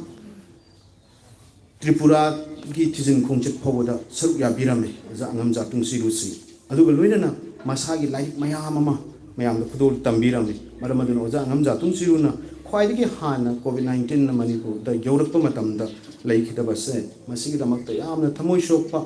ꯉꯁꯤꯗꯤ ꯑꯩꯈꯣꯏ ꯃꯌꯥꯝ ꯃꯥꯡꯗ ꯂꯦꯡꯁꯤꯟꯕꯤꯔꯤꯕꯁꯤꯒꯤ ꯃꯅꯨꯡꯗ ꯃꯤꯇꯩ ꯅꯠꯇꯕ ꯃꯤꯇꯩ ꯄꯥꯡꯒꯜ ꯅꯠꯇꯕ ꯆꯤꯡꯃꯤ ꯑꯃꯇꯪ ꯌꯥꯎꯍꯟꯖꯒꯦ ꯍꯥꯏꯗꯅ ꯑꯩꯈꯣꯏꯅ ꯌꯦꯡꯕ ꯃꯇꯝꯗ ꯌꯥꯎꯍꯟꯕ ꯉꯝꯖꯗ꯭ꯔꯤꯕꯁꯦ ꯑꯉꯝ ꯖꯥꯇꯨꯡ ꯆꯤꯔꯨ ꯂꯩꯈꯤꯗꯕꯒꯤ ꯑꯆꯧꯕ ꯃꯥꯡꯖꯕꯗꯨꯅꯤ ꯍꯥꯏꯗꯅ ꯑꯩ ꯊꯝꯖꯒꯦ ꯃꯁꯤꯒꯤ ꯃꯦꯟꯈꯠꯄ ꯉꯝꯂꯔꯣꯏꯗꯕ ꯑꯃꯗꯤ ꯑꯩꯈꯣꯏꯒꯤ ꯍꯧꯖꯤꯛ ꯐꯥꯎꯕ ꯂꯩꯃꯤꯟꯅꯔꯤ ꯃꯁꯤꯒꯤꯗꯃꯛꯇ ꯉꯁꯤ ꯂꯦꯡꯁꯤꯟꯕꯤꯔꯤꯕ ꯑꯍꯟ ꯄꯨꯝꯅꯃꯛꯅ ꯑꯉꯝ ꯖꯥꯇꯨꯡꯅ ꯂꯧꯕꯤꯔꯝꯕ ꯊꯧꯗꯥꯡꯗꯣ ꯃꯗꯨ ꯏꯀꯥꯏ ꯈꯨꯝꯅꯕꯤꯔꯒ ꯑꯍꯥꯡꯕꯁꯤ ꯃꯦꯟꯁꯤꯟꯃꯤꯟꯅꯕꯒꯤ ꯇꯥꯟꯖꯥ ꯂꯧꯃꯤꯟꯅꯁꯤ ꯍꯥꯏꯕ ꯋꯥꯐꯝ ꯊꯝꯖꯒꯦ ꯃꯊꯪꯗ ꯑꯩꯒꯤ ꯑꯣꯖꯥ ꯍꯥꯏꯖꯕ ꯇꯥꯔꯦ ꯄꯥꯕꯨꯡ ꯑꯗꯨꯒ ꯑꯩꯈꯣꯏꯅ ꯕꯕꯥ ꯍꯥꯏꯅ ꯏꯀꯥꯏ ꯈꯨꯝꯅꯖꯕ ꯁꯒꯣꯜꯁꯦꯝ ꯏꯟꯗ꯭ꯔꯀꯨꯃꯥꯔꯅ ꯄ꯭ꯔꯁꯤꯗꯦꯟ ꯑꯣꯏꯕꯤꯕꯁꯦ ꯃꯁꯤꯗ ꯄꯦꯇ꯭ꯔꯣꯇꯤꯛ ꯔꯥꯏꯇꯔ ꯐꯣꯔꯝ ꯃꯅꯤꯄꯨꯔꯁꯦ ꯈꯪꯆꯥꯎ ꯆꯥꯎꯊꯣꯛꯑꯕ ꯌꯥꯝꯅ ꯍꯥꯏꯅ ꯇꯥꯟꯅꯕ ꯌꯥꯕ ꯌꯥꯝꯅ ꯏꯪ ꯆꯤꯛꯄ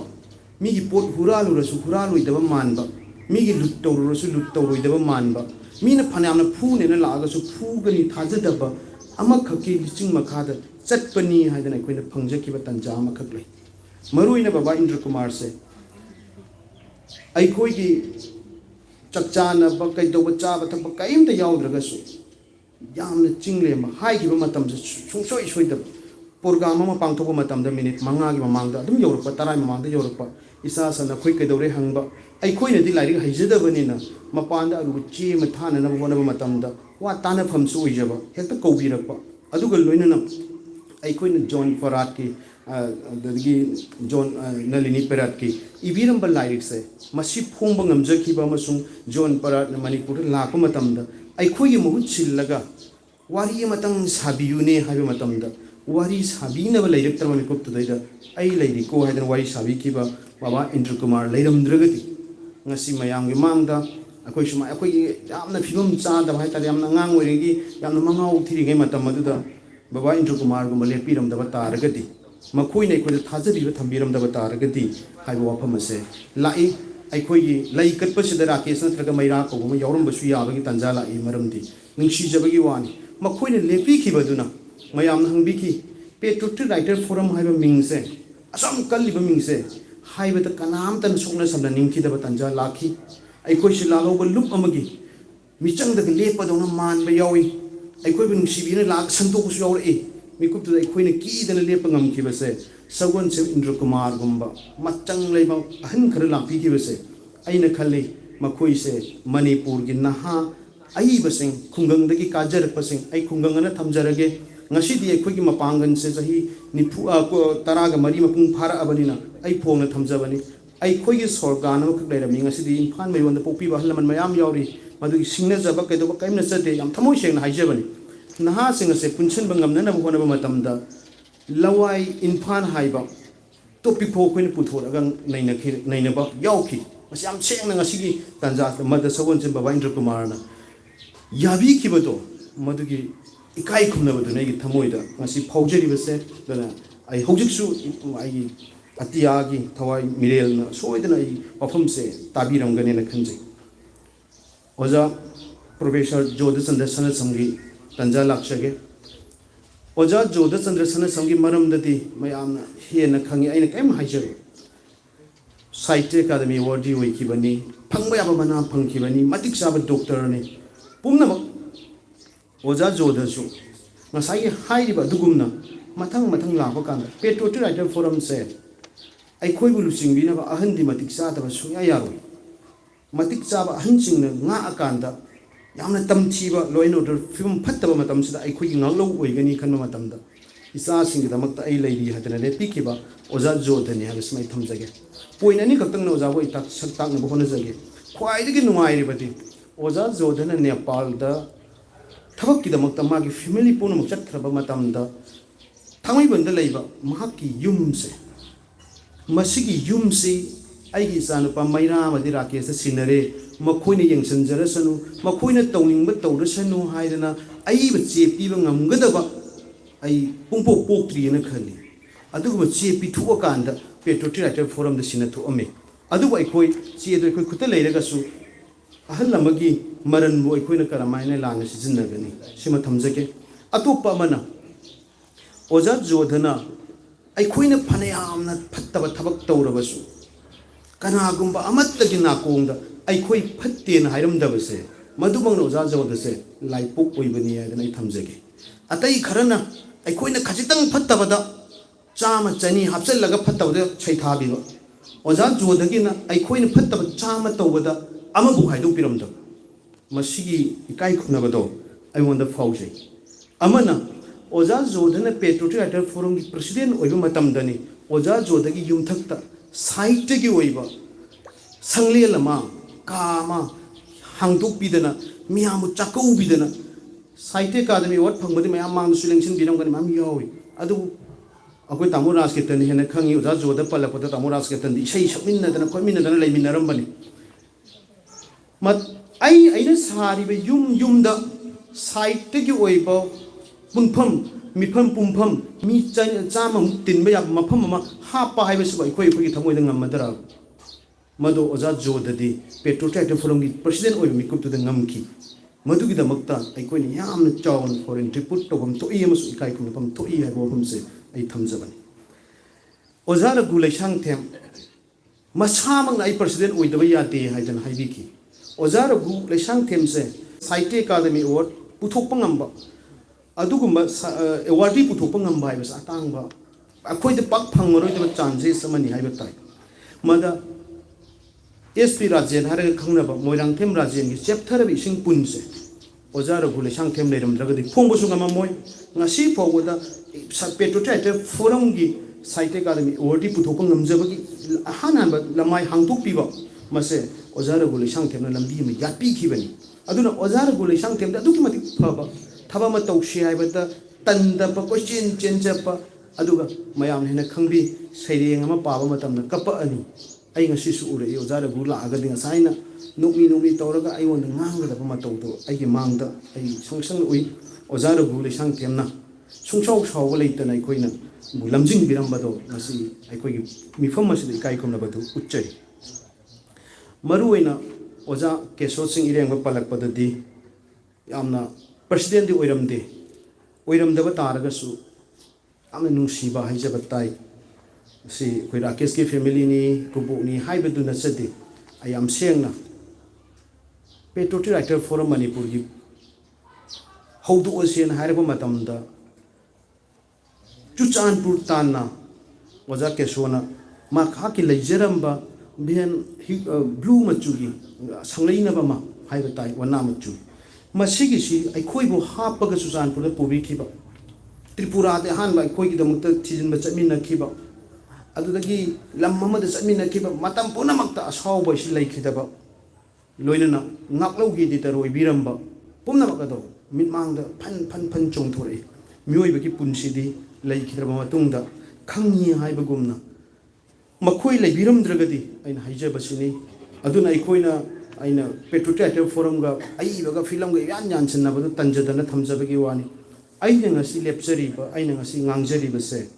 ꯀꯦꯁꯣ ꯁꯤꯡ ꯏꯔꯦꯡꯕ ꯃꯅꯤꯄꯨꯔꯗ ꯄꯣꯛꯑꯝꯗꯕ ꯇꯥꯔꯒꯗꯤ ꯆꯥꯡ ꯈꯔꯗꯪ ꯑꯣꯏꯔꯒꯁꯨ ꯍꯟꯊꯔꯝꯒꯅꯤ ꯄꯦꯇ꯭ꯔꯣꯇꯤꯛ ꯔꯥꯏꯇꯔ ꯐꯣꯔꯝ ꯃꯅꯤꯄꯨꯔꯁꯦ ꯆꯠꯄꯗ ꯃꯉꯝ ꯁꯥꯜꯂꯝꯃꯣꯏ ꯑꯗꯨꯒ ꯂꯣꯏꯅꯅ ꯑꯩꯈꯣꯏꯒꯤ ꯃꯤꯐꯝ ꯑꯃ ꯇꯧꯔꯝꯗꯥꯏ ꯃꯇꯝꯗ ꯑꯩꯈꯣꯏꯒꯤ ꯆꯥꯅꯤꯡꯉꯥꯏ ꯂꯩꯔꯛꯇ꯭ꯔꯕ ಮಿಕುಪ್ತ ꯍꯦꯛꯇ ꯆꯪꯁꯜꯂꯒ ಚಾಫಮ್ ಒಯ್ಕಿಬ ಹೇಗೆ ಚಂಗಸಲ್ಲಗ ನೈಬ ಒಯ್ಬ ಹೌಜಿಕ್ತೆ ಅೈಖೋಯ್ದ ಲುಪಾ ಲಿಸಿಂಗ್ ಅಮ ಪೀಬದ ಅನಿ ಪೀಬದ ಅಹುಂ ಪೀಬದ ಥೋಯ್ನ ಅೈಖೋಯ್ ಥಬಕ್ತುಗ ಮರಿ ಲೈನಬ ಪೈಸಾದು ಖಕ್ ಪಾಮೈ ಮತಂದುದ ಅೈಖೋಯ್ಗಿ ಫುರಿ ಖಾವ್ದ ಲುಪಾ ಯಾಂಖೈ ಹಾಪ್ನಂಗಾಯಿ ಲೈರಕ್ತಬ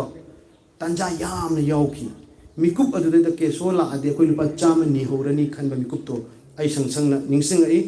ngasi ai naw lenin lakani de haibani masi ai ahan sing marta ai khoina kayam yamna wari I haiba matamda Patriotic Writer Forum ki kama sta da khoi si tumin nari Rakesh na ihan ba ikheng ta Kangleipak ai ba magi lila si I bukanda Patriotic Writer Forum da khabar thar ga ma tumbani ka dul pa yang khai da deposit tawbani chaningai leitabani oja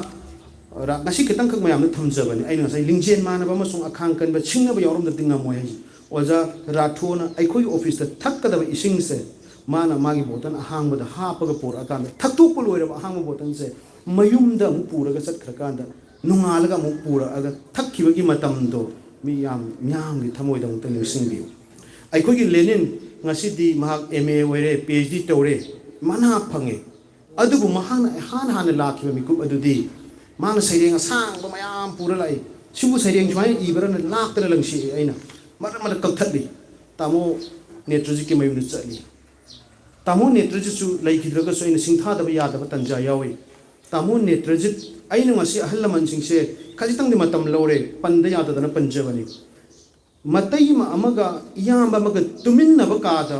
tumpham leitraba kanda inaw na bani su phamung se double base da punna tumsi lawna tumhan ba se thodam netroji latana lai khide maramdi makhogi yumda tumba chali lenin ibani chaireng mayam tai iyambadi phamba ngamdabani na lepa ngamdabani na natai mana som phalang lom do onjalaga tumjara sanu nang nabani na ne phamungi nakan jida ne phamu iyamana chaireng gi maramda haigi ko na haiba se manipuri site da kayam yamna thamoi seng mane trujiki punsino masugum mas aina som ningsang akpagi maramdi pumna maga sina ikoina chaninga ngasai pawa keso gi matang da khastang la kan wafai gidang chacharure lakchani gi badi ai gi mittang si sangsang na ure ide koi chat lure koi thung ure halakpa mi kupta horen kai jang cha ni koi thongai leiri bara lenin na hangi gas mad lenin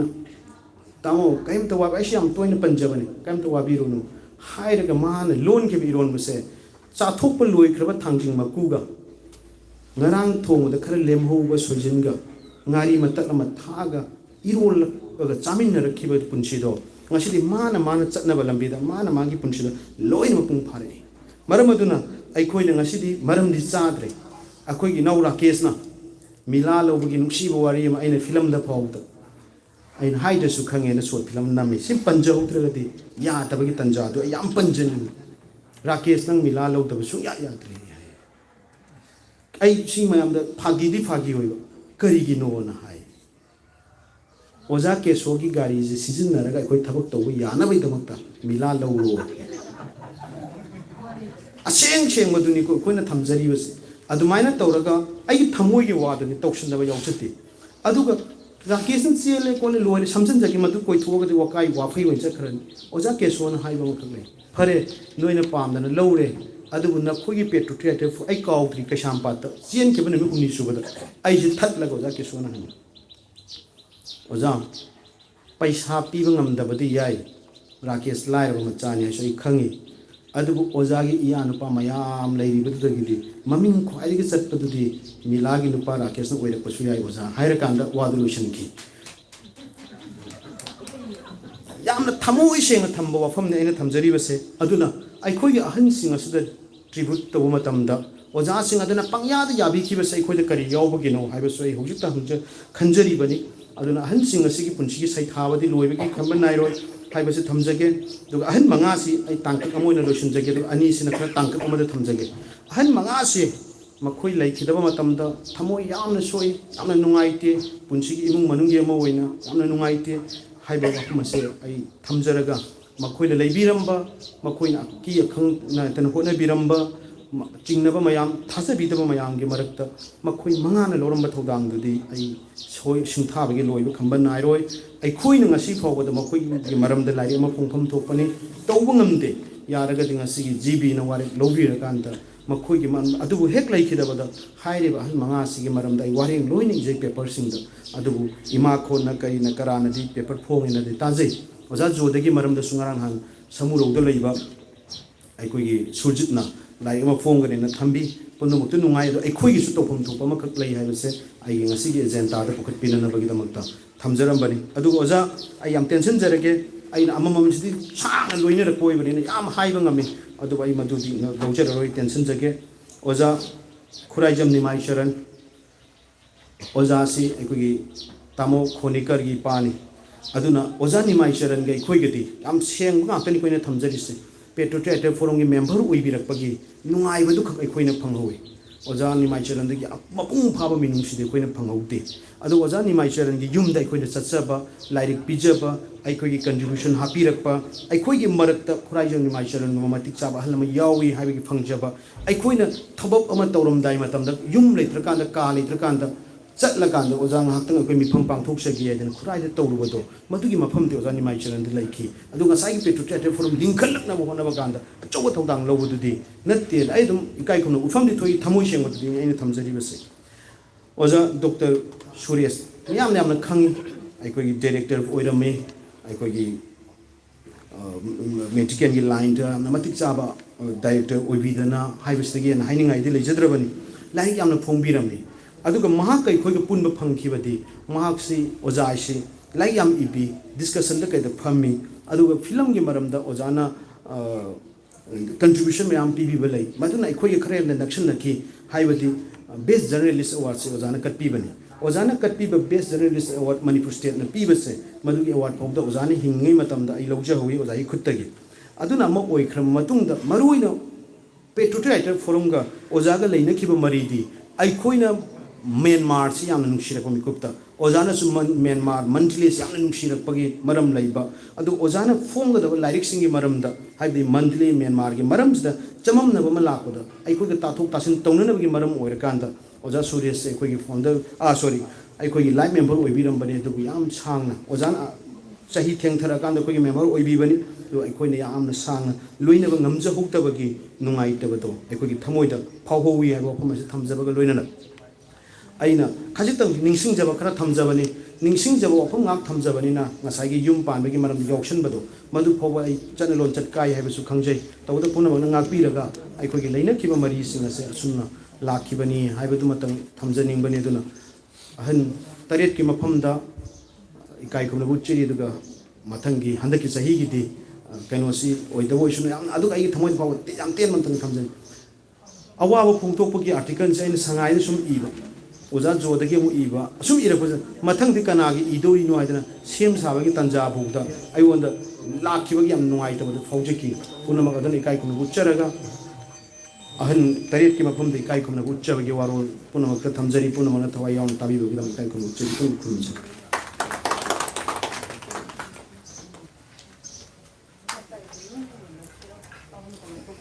थागतचरी farmer founder secretary OC मैराना Covid मनुंगदा लाइखिद्रबा फरमगे असंग थौमिसिंग मफम दा इकाई खुमनबा उपिबगे तेंतक पोफम खर थंबिरमदुना मियामगी पुंग सिंसिनबिखिबा मुकन थागतचरी former secretary ओसी मैरा थौरंगी मखा चथजरप ओइना ngasiगी थौरम असिगी मांगदा थंबिरिबा फोटोसिंग अखोइगी लैखिद्रबा इकाई खुमनजरबा अखोइ मिंगोइना हंगचरबदा लैखिद्रबा सगोलसेम इंद्र कुमार फॉर्मर प्रेसिडेंट अनिसुबदा professor Jodhchandra Sanasam former president अहुम सुबदा Raghu Leishangthem former president मरी सुबदा Angam Jatung Chiru former vice president Kesho Singh Irengba ex editor ngaklo taruk subada khuraijam nimai charan patron member taret subada dr ts suresh patron member hairiba asigumlaba forum gi patriotic writers forum manipur gi asangba thomi sing asina covid-19 manungda laikhidaba asigi awaba phongdokchaba aduga makoida ikai khumnaba utchabagi lengbirei ba khuding makna hojik akoigi mangde lengsin biriba ikai khumnajaraba ngasigi president member sing ikai khumnajaraba oja singna haubiraga akoigi lai katpagi thoramasi पांथोकिनबा निंसिंजरी अखोई सुम मखा सथन निंसिंजरक्लबदा अखोई इहान हानबदा photo यावदना थंबिरिबा असिना लाइखिद्रबा अखोई थमजरिबा अखोई photo cereal असि अखोइना मागी लाइखिदबा ख्वाइदगी अहानबा अदुगी मतुंग इना अखोइना थमजबनी अदुगा अखोई मथंगदा थमजरिबसिना इकाई खुमनजरबा ओजा पाबुंग सगोल सेम इंद्र कुमार ने अनि सुबद थमजरिबसिना जोधचंद्र सनसम अदुगा अहुम सुबद हापिगनी अनि सुबदा थमजरिबसि केस सोजेम इंद्र कुमार की मथंगदा थमजरिबसिना केशोर सिंह इरेंबा अदुगा मथंगदा थमजरिबसिना जोधचंद्र सनसम अदुगा डॉक्टर सुरेश अदुगा खुराइजम निमाय चरण वजा रघु लैसांथेन हाइरिबा सुमाइतोंना मथंग मना अखोइ लाइगिदबगी अहान अकोन अदुगी मतुंगना अखोइ थमजबनी अखोइगी लेंबरिबा इकाई खुमनजरबा ngasiगी सिगुमलबा मफम असि यावबिरिबा पुमनमनसु इकाई खुमनबा उच्चबगी तंजादो लौगिनबा निंसिंजरी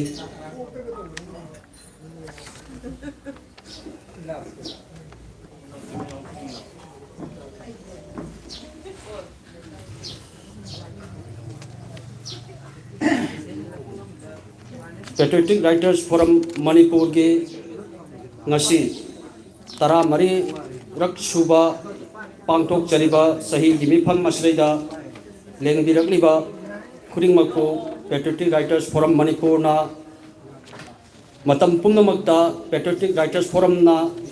इरमदम मणिपुर की अदुगा इंडिया की अदुगा इंटरनेशनल की थाकता पांथोरकपा थबक थौरम कया अदुगा तुंगदा लाकदबा थबक थौरम कया दसु अखोगी मेंबर सिंगना अचौबा कोऑपरेशन पिबिदुना पेट्रियोटिक राइटर्स फोरम ना संगसललिबा थबक थौरम कया दसु हाना पांगबिखिबा मतेंग अदुगुमना अखोगी तुंगदा पांथोकदबा थबक थौरम कया दसु हेन चावबा कोऑपरेशन मतेंग पांगबिदुना पेट्रियोटिक राइटर्स फोरम ना आई बखत नतना अखोगी खुनाई सिगी अफाबा थबक थौरम कया संगसलप मतमदसु हेन चावबा थबक थौरम कया सिदा मतेंग पांगबिरकनी हाइबगी थाजबा पेट्रियोटिक राइटर्स फोरम के थौमी सिंगी माइकैदगिसु नोलुकना इकाई खुमनबुचरी खुरुमजरी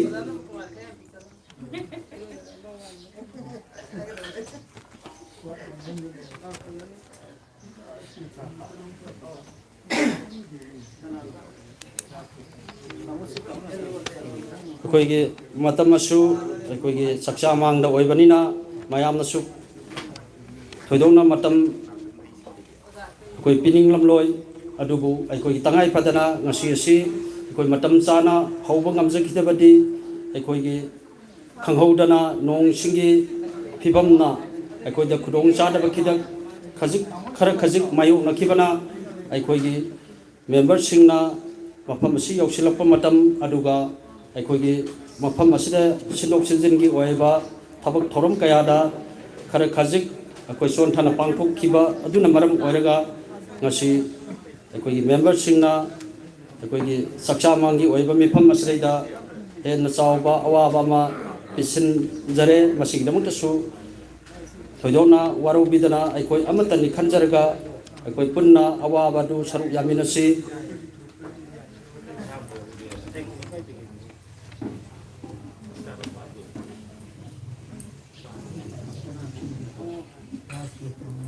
मथंग असिदा अखोइना थमजरिबा प्रोग्राम असि ngasiगी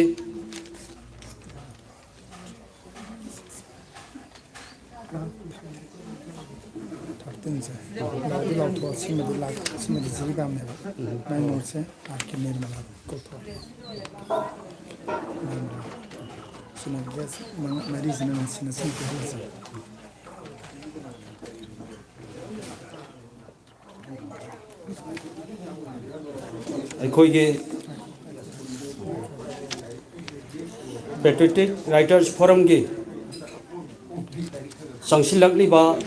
ꯆꯍꯤ 14 ꯁꯨꯅ ꯂꯦꯞꯇꯅ ꯃꯤꯌꯥꯝꯒꯤ ꯊꯧꯒꯜ ꯇꯧꯖꯔꯛꯂꯤꯕ ꯑꯗꯨꯒ ꯍꯧꯔꯛꯂꯤꯕ ꯇꯨꯡꯒꯤ ꯑꯐꯕ ꯈꯨꯟꯅꯥꯏ ꯑꯃ ꯑꯣꯏꯔꯛꯅꯕꯒꯤꯗꯃꯛꯇ ꯆꯪꯁꯤꯜꯂꯛꯂꯤꯕ ꯁꯤꯒꯨꯝꯂꯕ Patriotic Writers Forumꯒꯤ ꯈꯣꯡꯆꯠ ꯑꯁꯤꯗꯩꯗ ꯉꯁꯤꯗꯤ ꯑꯩꯈꯣꯏꯒꯤ ꯐꯣꯔꯝꯒꯤ ꯊꯧꯃꯤ ꯍꯥꯏꯖꯕ ꯇꯥꯔꯦ ꯑꯩꯈꯣꯏꯒꯤ ꯃꯦꯝꯕꯔꯁꯤꯡ ꯑꯁꯤ ꯑꯔꯦꯞꯄ ꯂꯩꯇꯅ ꯑꯩꯈꯣꯏ ꯆꯍꯤ ꯈꯨꯗꯤꯡꯒꯤ ꯍꯦꯟꯒꯠꯂꯛꯄ ꯑꯗꯨꯅ ꯃꯔꯝ ꯑꯣꯏꯔꯒ ꯉꯁꯤ ꯑꯩꯈꯣꯏꯅ ꯅꯧꯅ ꯐꯣꯔꯝ ꯑꯁꯤꯗꯩꯗ ꯌꯥꯎꯕꯤꯔꯛꯂꯕ ꯃꯤꯑꯣꯏ patron member life member khudingmak aikoina ikai khumnaba utchanabagi tanja adu aikoina lei katlingai ama diloselak pagi tanja sada ikoi longjo horage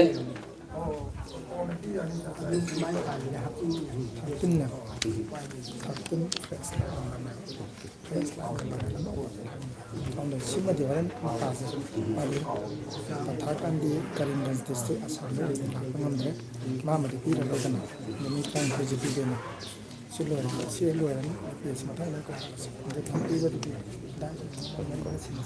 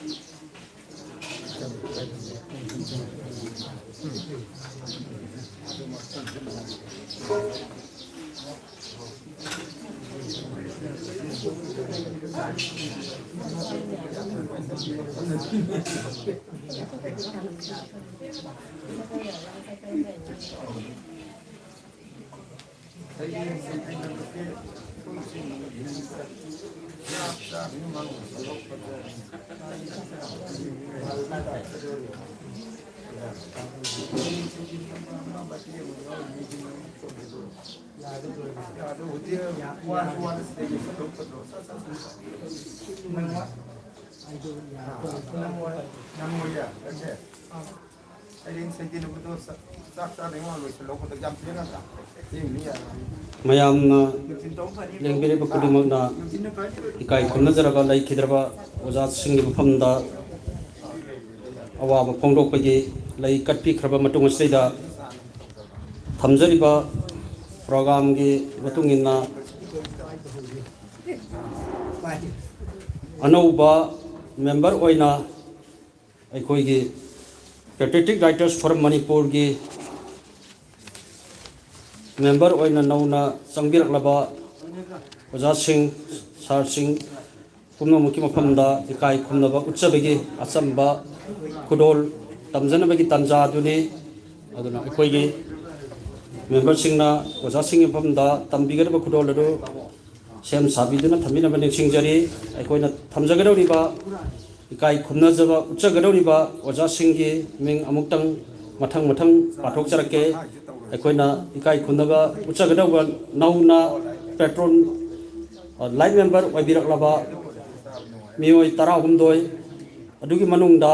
amadi aikoi asamgi karinganj dagi oibana hairiba aikogi 13 gi manungda mioi 12 aikoi hojik ikai khumnaba utchanabagi tanjaduni ahan bada ikai khumnaba utchagadori basi Dr. Naurem Sanatomba Manipur University mathangda Konthaujam Bimola Dr. Konthaujam Bimola Manipur University, Mathangda Sobita Saubam, Kwa Kaithel, Nandaibam Pramoda, Kundra Pamakhalaikai, Lamaba Birendra, Patharkandi, Karimganj, Assam, Hariba, Simadi, Ngasing Mapamasida, Yoksilapaki Tanjadu, Hangre, Aduga Mathangda, Kaisam, Ragumani, Thongju Patu, Nia, Gono Pukhi, Aduga Mathangda, SK, Apanba, Tauthong, Mathangda, Dr. Manju, Elangbam, Yaiskun, Singakam, Laikai, Mathangda, Thaudam, Silarani, Kurai Thaudam Laikai, Mathangda, Ahibam, Santi Kumar, Lalambu Makong, Mathangda, Malaya, Moirang Them, Jiribam, Thaudam, Memi Devi, Thaudam Laikai, Kurai Thaudam Laikai, Thangjam, Ibemu, Singjamai, Hairiba, Singjamai Mayangam Laikai, Hairiba Kai Kumnazaraba, Waja Singh Asi, Forum Gi, Nauna, member, Ibiraki, Nasigi Dice, the election Biriba, Ikai Kumnara Zaraba, Waja Singhi, Mapam Dagi, Ikai Kumnava, Uchabiki Tanjadu, Laujage, Ahan Vamaktada, Kaushinjari,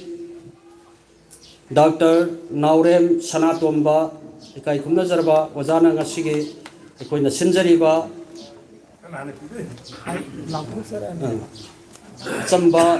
Tamzariba, Samba Kudolasi, Lawina Winota, Ningsingjari, Akwai Assam Kudolasi, Tambiri Winota, Nasigi, Equigi, Dice, the election Biriba, Ikai Kumnazaraba, Patron member, Akwigi Sar, Manautona, Ahan Vamaktada, Nasigi, Kudolasi, Tambigani.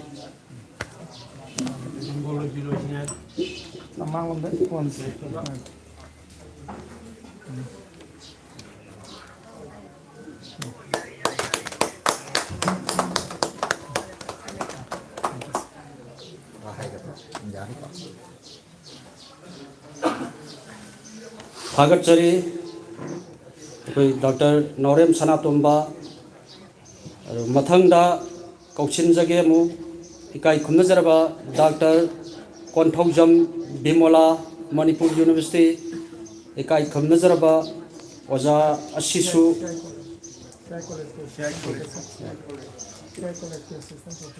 Kaushinjari, Dr. Konthaujam Bimola, Assistant Professor, CI College. Akwai Kudol Asi Ikai Kumnazaraba, former President, Akwai Khwarapam, Waja Yaiskunna.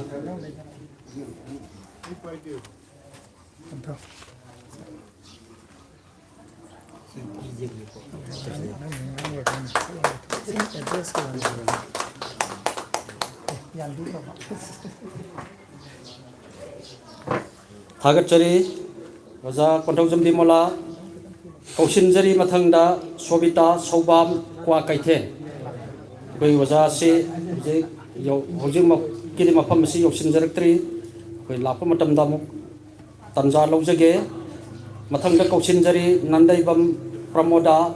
Kundrakpam Makhalekai. Ikai Kunaga, Uchanabiki Tanja Lojage, Koi Kudol, Tambiga Bingota, Tambina Bingota, Haizari, Noluxari. Kai Kumnazaraba, Hojim Jimak, the selection Biriba, Forum President Nauragam Kambaluang Dagi.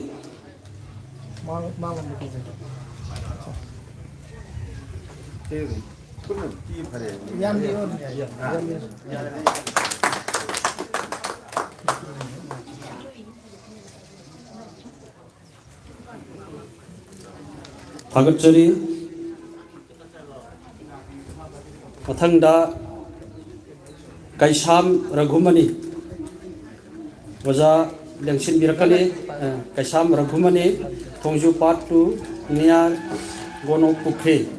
Ikai Kumnazaraba, Wazana, Nasi, Forumna, Tamzariba, Assam Bakudolasi,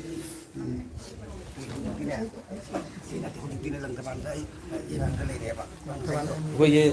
Kudola Sina Ikai Kumnazarabasi Dice the election Biriba Madam Hema Batina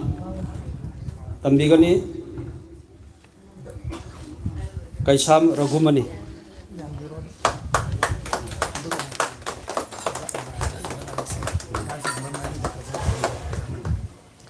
aduga aikoi gi amana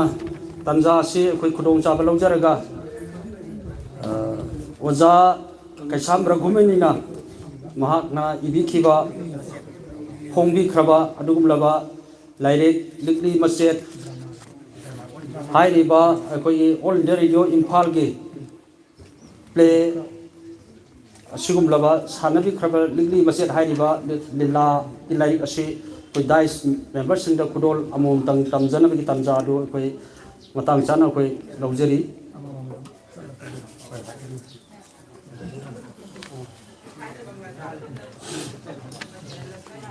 koi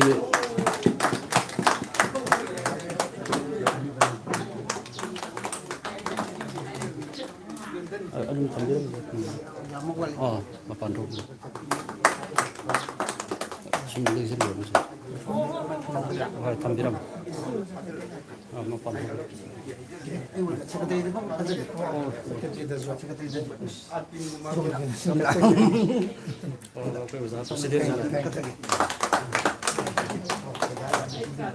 presiden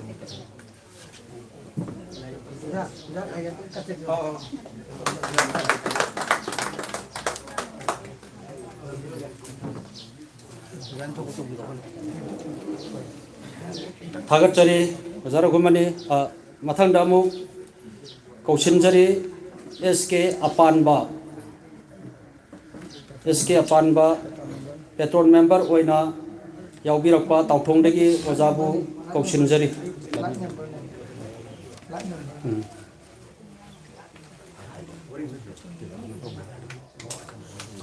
aduga akoigi SK Apanba oja tauthongdagi lengbirakpa akoigi line member oibiraba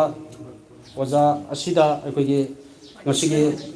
patron member dry selection biriba akoi sar manautonna sambukudol asi tambigani mama untuk jerak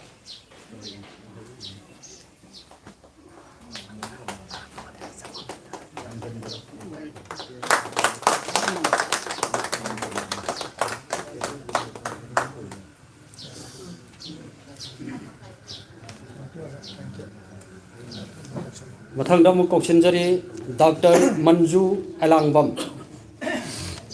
Yaiskun Singa Kangleipak ekoi kai khumnazaraba Manjuda ekoi kai khumnazaraba ngasigi president gi phampham lang election biriba forum gi president su oibiriba oja khambaluangna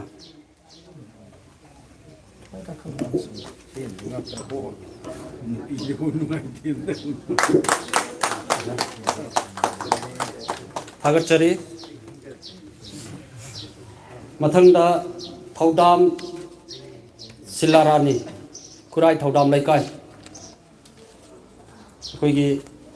achamba khudol asi tambiri gunokta akoigi ngasigi dai selection biriba patron member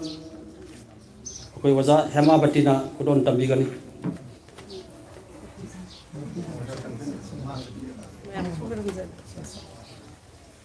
tiga masuk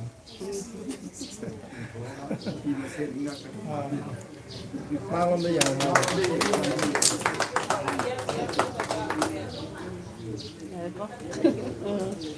thank you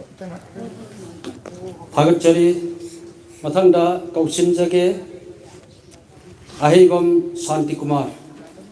Lalambu Makhong Wazana Asam Khudol asi Laubigani Loinana Khudon Tambina Bagdongta Waza Yaskun Khorakpam Ningsingjari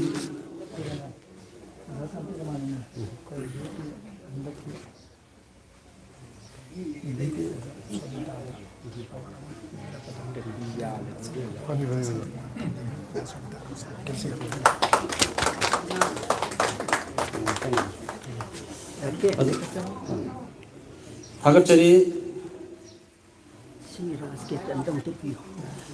Oza Pabung Yaskun Khorakpa aduga ꯇꯟꯖꯥ ꯑꯁꯤ ꯈꯨꯗꯣꯡꯆꯥꯕ ꯂꯧꯖꯔꯒ ꯑꯩꯈꯣꯏꯒꯤ ꯂꯥꯏ member ꯑꯣꯏꯕꯤꯔꯤꯕ ꯍꯟꯗꯛꯇ ꯅꯧꯅ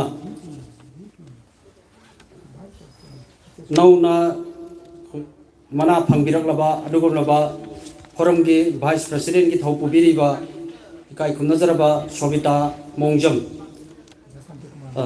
ꯁꯣꯕꯤꯇꯥ ꯃꯣꯡꯖꯝꯒꯤ ꯃꯐꯝꯗ ꯑꯩꯈꯣꯏꯒꯤ ꯉꯁꯤꯒꯤ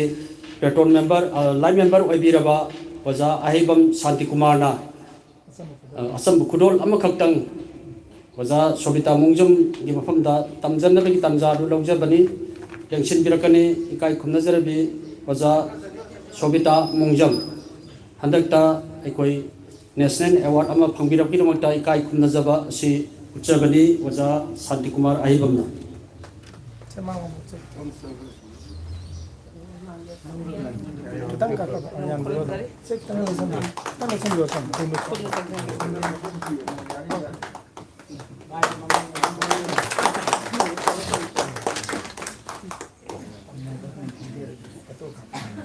Thank you, sir. Thank you.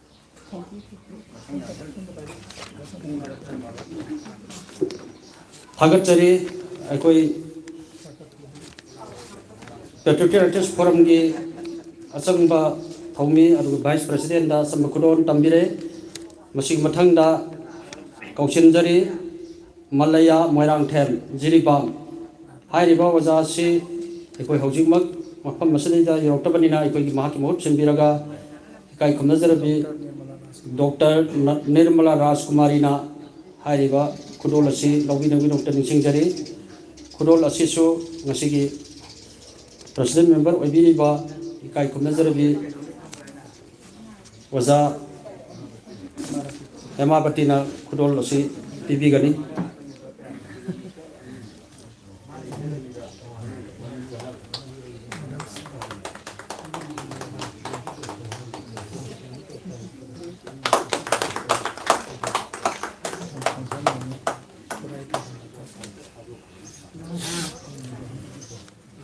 मथंगदमु कौशिनजरी थौदाम meme देवी खुराई थौदाम लाइकाई कौशिनजरी खुराई थौदाम लाइकाई देगी थौदाम मेमी इकाई खुमनजरबा ngasiगी पेट्रोन मेंबर ओइबिरिबा सार मनंग तोना हारिबा खुदोल असे तंबिनम बिनोंता निसिंगजरी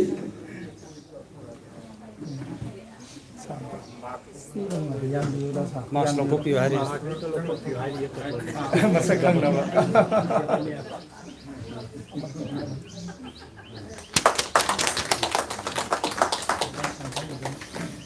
थागतचरी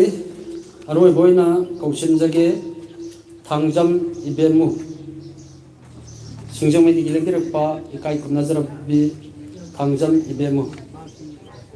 मसिना अखोइगे इकाई खुमनजरबा गसिगे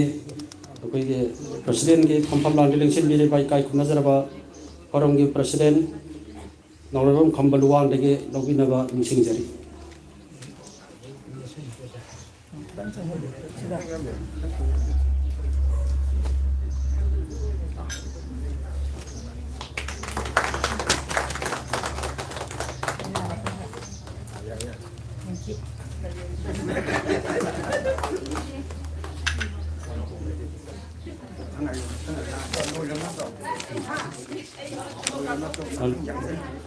थागतचरी अखोई प्रोग्राम असी अखोई टेंशन जनबा होनजरगे अदुना मथंग असिदी अखोई सही की ओइबा अकाउंट स्टेटमेंट अदु अखोई थमजनबा मतम ओइरकले अदुना सही की ओइबा अकाउंट स्टेटमेंट अदु थम्बिनमगिमक्ता कौशिनजरी ngasiगी थौरम मसिगी होस्टु ओइबिरिबा फोरमगे फाइनांस सेक्रेटरी की थौसु पुबिरिबी इकाई खुमनजरबी देवजानी युमनाम सेक्रेटरी रिपोर्ट हाल सेक्रेटरी रिपोर्ट मतुना finance account ngapigani financial report सिगी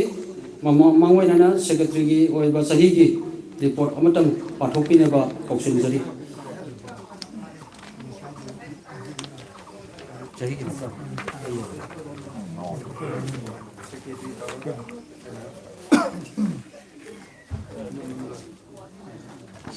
Amugana asigi may tamang dalang sindiriba malimang dalang sindiriba alam po naman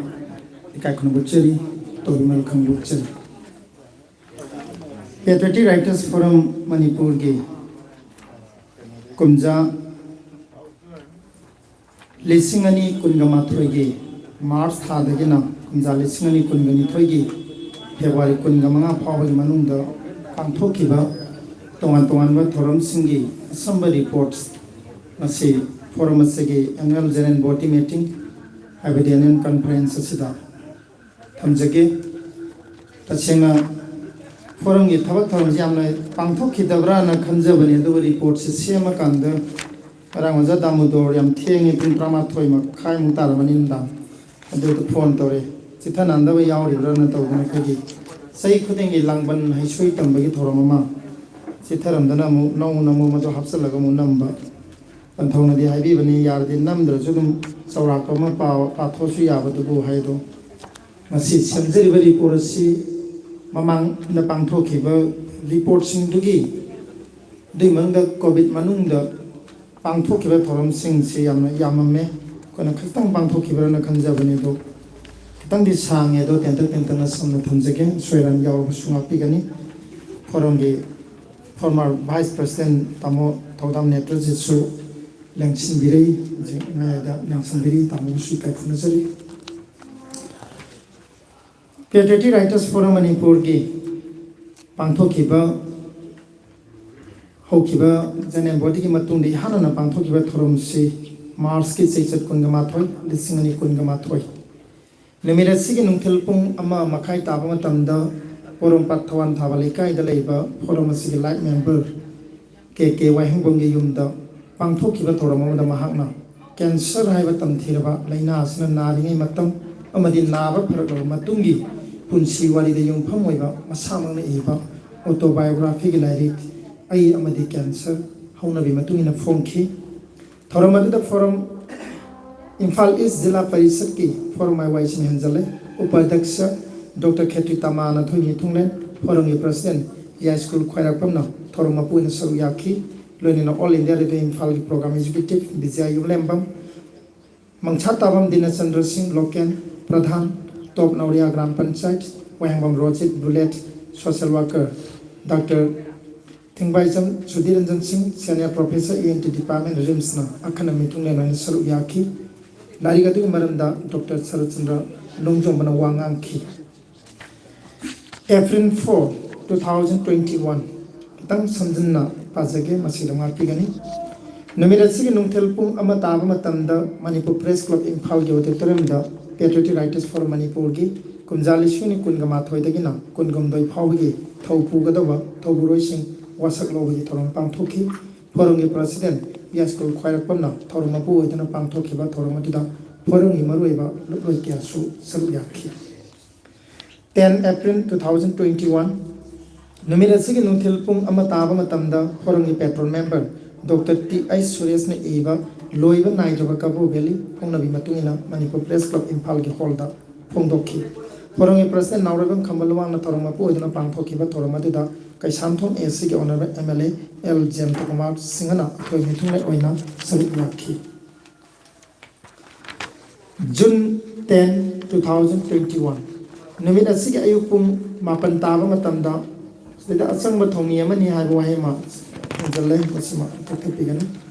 numit asigi ayupung mapan taba matanda forangi president nauribam khambaluwangna mifama puwaituna online gi khuthangda saknai da aiba aramam samarendra lekidabagi ningsing thoram pangthoki forangi members na aiba singi photo da haikal lekat tamduna ikai khunaba na mapung oiba thoram oiki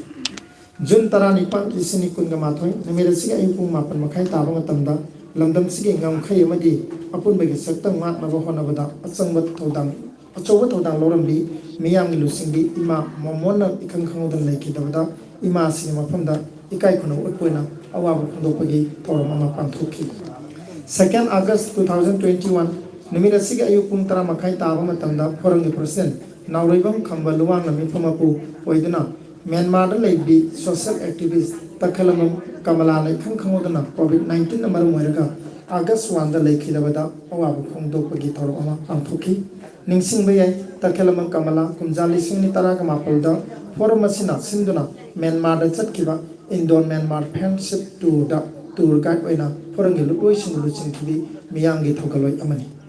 6 August 2021 Numirasigi Ayukung Taramakai Taba Matanda Forangi President Nauribum Kambaluana Ipamapuiduna all Langi Kutanda Forangi Petro member Oibiraba Eva Kuraizam Nimaisalina August Manga Lishini Kunatoida Masayana Mamana Maramuerga Kankanga Lake Dada Tamoy Sona Wab Kundopi Mipam Pantoki Mipamadida Forangi Lokan Saluyaki Aiva Kuraizam Nimaisalan Toidona Forangi Sintani Iva Taro Taronka Pantopada Sound Toda Yabiramba Forangi Sanga Lukoyamani 13 August 2021 Numidasi Ayu Puntaram Tabama Tanda Forangi President Nauragum Kambaluana Mipama Poetana Foramasigi Guwahati Assam branch Amadi Tripura branch Kusam Narga all Langi Kutanda Laybak Ning Badayum Pamweba Sayang Saydinabi Toramama Pantuki Forangi Luklo Sinama Samasagi Yum the Chakmana Kumpunda Minat Ani to Mina Leptana Atoba Toshimikai Kunutki Amadi Makogi Potoshinda Haikalikatamki 20 August 2021 Numit asig nung telpung amatapa matamda Forangi President Nauribam Kamba Luangna Mipamapu Pau Manipur ki patron member Dr. S. Manauton Singathoy Mithunen Amadi Hozai Assam ki Lengbirakpa Patriotic Writers Forum Manipur Amadi Assam branch ki light member K. Simangan Akhana Mithunen Awang Lekin Thavida Imalong Genemi Thorum Manipur Language Day Pangthoki Thoramadina Forumasna Sahi Kuringi August Kundapi Duna Lakpa Tongatoi Award Ahum Patsamite Literary Award R. Kathing Tangko Literary Award Dr. Saros Luni Arama Peret Award Ki Manungda R. Kathing Tangko Literary Award Isini Kundamato Asimak Asik Tamak Lanthoki Award Asi Sana Himbamasu Hainamin Pramba Wari Masai Evi Nandebang Pramodada Kusinaki Atope Award Anisimadi Award Pangadava Eva Singadu Assam Deki Oikivana COVID-19 pandemic Namara Moiraga Manipur Lakok Dong Sakidavana September Kungataruta Forum Nasindana Say Kasagi Lakipur ke Palarban da Pantokadava Lamian Be Irabut Mitam Kinbegi Torunda Lantokani Haina Lautoki Numit Asimatada Pop Tripuragi Marup Organization Ga Kusan Naraga Tripuragi Lalsimurada Imalon Genemi Toram Pantoki Toramadida Pop Manipur Maiketigi Lupa Lissing Marishu Tenbanki September Kungamathoy Lissing Kungamathoy September 11 Lissing Kungamathoy Numit Asida Forum former president Regulate Sang Temne Masaya Nabam Namara Moega Lake Davada Forum President Nauribam Kambaluana Mipama Poedina Kudakiwa Waba Pungapi Torama online Kutanga Pantuki Lake Drava Eva Regulate Sang Temna Forum President Oing Matanda Kumzali Sing Taratuki Me Amada Forum Gohati Masaloishin Masamuchu Satuna Gohati da Inkaki Loina Manipur School Singamadi Kungan Sing Satuna Children Program Sing Pantutuna Horak Libangang Sunda Literary Movement Saganam Honaramba Honabada Cham Taudam Yarab 26 September 2021 Numit Asig Ayupung Mapan Makai Taba Matanda Kasagi Lakipur Palarbanda Irabon Singlu Palabon Kasaga Kusanaraga Lamian Be Irabon Kimitam Amakinki Lamian Be Irabon Lake Kidaba Limit Pooling Singduna Pangtoki Toramadi Manum Chana Asami Sanai Eva Maisnam Bubon Singada Foramasina Say Kuding Pidana Laliba Lamian Be Irawat Lifetime Achievement Award Listening Kunmatri Pidani Kaikunaki Award Adu Konjangban Dilip Petro member Patriotic Writers for Manipur na donor Oivani Award Adu Kesunal Palisimanga Citation Namadi Solama Yauki Loina na Thorongi Manum Chana August Kun Imalong in the Pigan Hanel Tokiba Patsamite Literary Award na Imalongi Mahaugi Aiva Lamabam Birendra Amadi Dr. Saros Aramam Peret Literary Award na Isil Hodrava Diary Aivi Bizia Kaishamda Krishnaki Award Adu Kesunal Palising on Sol Namadi Citation Nama Yauki Lamian Be Irabot Ki Mitam Kenbegi Toramadi Forum President Naurabam Kambaluang Secretary Rakesh Nauren Founder Secretary Osimena Former Secretary Lenin Kumancha Patron Member Konjaman Dilip Light Member Vaikon Biari Nauren Romila Songtham Jivalata Dr. Inawana Maitem Amadi Kangem Priozina Chingba Miyu Kiana Charu Yaki Kongchat Adida Zeda Dr. Atopa Umabati Che Suryobiki Chitare Chigram Apikane khongser adu September kun manga ge ayu pung tor makai ta ma tanda forum executive member nongmai them norena forum ge kasam thong hodam le machin da lebo office mamang de lam thaki 6 October 2021 namit asima ke ayu pung tara ta ma tanda haingang turian imphal turian da forum ge laioi khar loi sing ma di namdam si laioi khar ai bai sing di ma panda langban hai soi tam ma ge toram pang thoki forum ge president naurabang khambalwang na lusing da pang thok toram ma da secretary Rakesh Nauren light member S Premlata Devi Dr. Nirmala Rajkumari Thokchom Lansna Madi Binita Lai Sumaching Loi Kiana Salu Yaki 30 October 2021 Namirasi Nunten Pungama Taba Matanda Manipur Press Club in Palgi Holda Pangthopa Torom Amada Forum Sing Light Member Many Times and Eva Award 1 lakh Hanimington Ba Air in Paldas and Doki Radio Planes Kumsimali Ama Hona Matuina Ponki Dari Pombi Toramada Forum President Naurabang Kamaluang Toromapu Oina Saruyaki Department of Social Welfare Government of Manipur Director Nango Utam Singna Toimitungland Oina Saruyaki Toramada Forum Petro Member Konjaman Delit Nakana Mitungland Oina Saruyaki Lariki Maramda Dr. Sarusunda Longjo Manawanganki Toramada Forum Finance Secretary Devjani Yumna Taran Oki Secretary Rakesh Naran Nungiwaran Thamdam Pangtokiba Toramada Vice President Subita Mongjamna Tagal Waral Thamki 7 September November 2021 Namirasi Ayupung Mapan Makai Tama Tanda Forum Masigi Manipurga Masalwisum Guwahati Kusanurga Ningon Chakobi Torom Guwahati the Panthoki Kumjali Sinitra to take left and Satan Laviva Ningon Chakobi Toromodida Forum the President Naurabang Kambaluang Vice President Sobita Mongjam Secretary Rakesh Nauren Light Member Singh Waikon Bihari Jila Lisang Tem Nauren Romila Somtham Jabalatana Simba Murugulu Rokiana Saluyaki Taromadida Guwahati Plans ki President Thamaujan Syam Secretary Raju Maidum Vice President Mai Badana Simba Muruibalu Rokia Su Yauki 21 November 2021 Namira Sigi Nuntel Pungama Taba Tamda All Assembly Road in Falda Leba Mass Hotel Auditorium da 1 day state level literary seminar ma pangthoki Manipuri Loina Silonda Lebak Ningba Hibira Mas Panthokiba no Mayuba seminar adu Forum President Naurabang Kamaluanga Maira Sukatuna Hoboki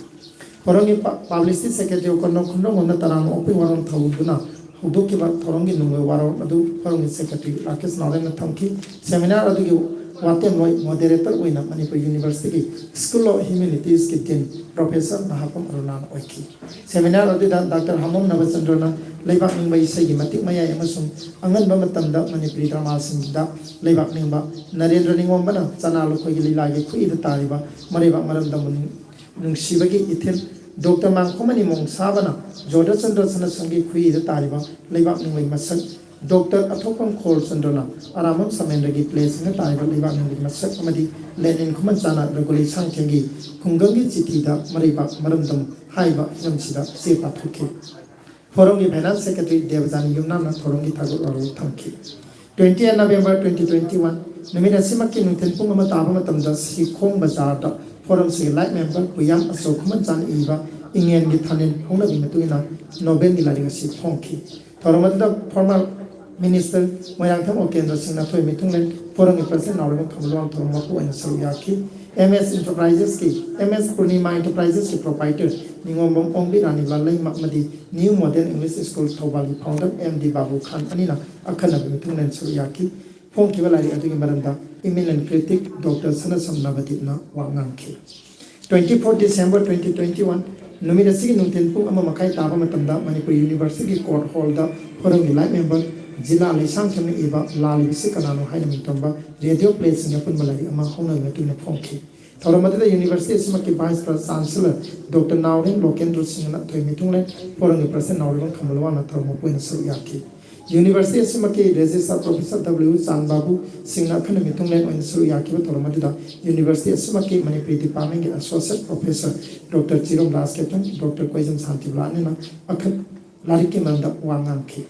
Forum Finance Secretary Devjani Yumna Taram Opi Waran Thamkiba Toramada Forum Secretary Rakesh Nauren Thorongi Nungi Waran Thamki Forum Vice President Sobita Mongjamna Tagar Waran Thamki 10 February 2022 Numit Asama Kinunkin Puruma Tabama Tanda Ngakpigani Masi Sikhong Bazar se Sikhong Ai Waimi Hanzale Matamda Manipur Press Club Impal Ge Auditorium da Forum Asigi Tramari Sobama Pokumon Thorom Pangthoki Impal East Zilla Parisek Upadhyaksh Dr. Ketri Tamana अथोय मिथुंग ले वन सरिया की थोरम मदुदा फोरंगी percent नौरेबं खंबलवाना थोरम मपुइना लेंसिंखि फोरंगी पेट्रो मेंबर वांग बाय हेमावती ना थोरंगी अखना मिथुंग ले वन लेंसिंखि फोरंगी लाइट मेंबर एनएस सिंगना तरानो की वारो थंकी थोरम मदुदा थोरम मदुगी नुंगी वारो सेक्रेटरी राकेश नौरेन थंकी थोरम मदुगी मनुम चना फोरंगी लाइट मेंबर दामोदर राइसम इवा इंग्लिश लोन दे इवा सेरेंगी लाइक अनि मथंगसिना रैंडम थॉट्स अमदी द बोके होनबी मतुंगिना फमखि लोइना पेट्रोटिक राइटर्स फॉर मणिपुर अमदी आसाम अनिमकी लाइट मेंबर सु ओइबा डॉक्टर हिदम दोलेन इवा वरी मसाई लाइक अहिंग से निमित तारेने सु फोंदोखि थोरंगी थागत वरोल फोरंगी life member doctor Nirmala Rajkumari ने फमखि 15 February 2022 numit asigi nungten pung ama taba matamda maseda tang angang sing chieze hapada tang chiana bang khayawle April gi anna marak tay yeslam sim tang hana patuk sigi 18 April gi masithalame 18 April numit asigi nungten pung ama taba matamda ama makai taba matamda Manipur Press Club Imphal gi holda pangthokpa thorong amada forum executive member nomaitem noren iba Phonis television amasung atay be nang wali singani min thonba translation gi lari ama honai matuina phongki thoromada lang thawal es na MLA karam syam na thoi mitung len forum gi president nawrebo khamulwa na thoromapu saruyaki north east right forum gi vice president tanjam vijay kumar singh na akhana mitung len waina saruyaki phongki lari ri marunda Dr. Sarasandra longjong na wangangki 11 May 2021 numit asumaki ayupung nipan taba matamda forum gi president nawrebo khamulwa na mi phama pu waituna online ki khutangda forum gi tha taru taru ki waina phong ba se phong ngaklogi hana gi editor ke social ireng bana me tara da covid-19 maram marga janim hospital lekhi dalda awa bu do pe thoma pan thokki ningsing be ke social ireng ba matam kuina thamoi gi laina na da leirami forum gi thok thorom kya da chen chong biram ba forum gi sangba thong amani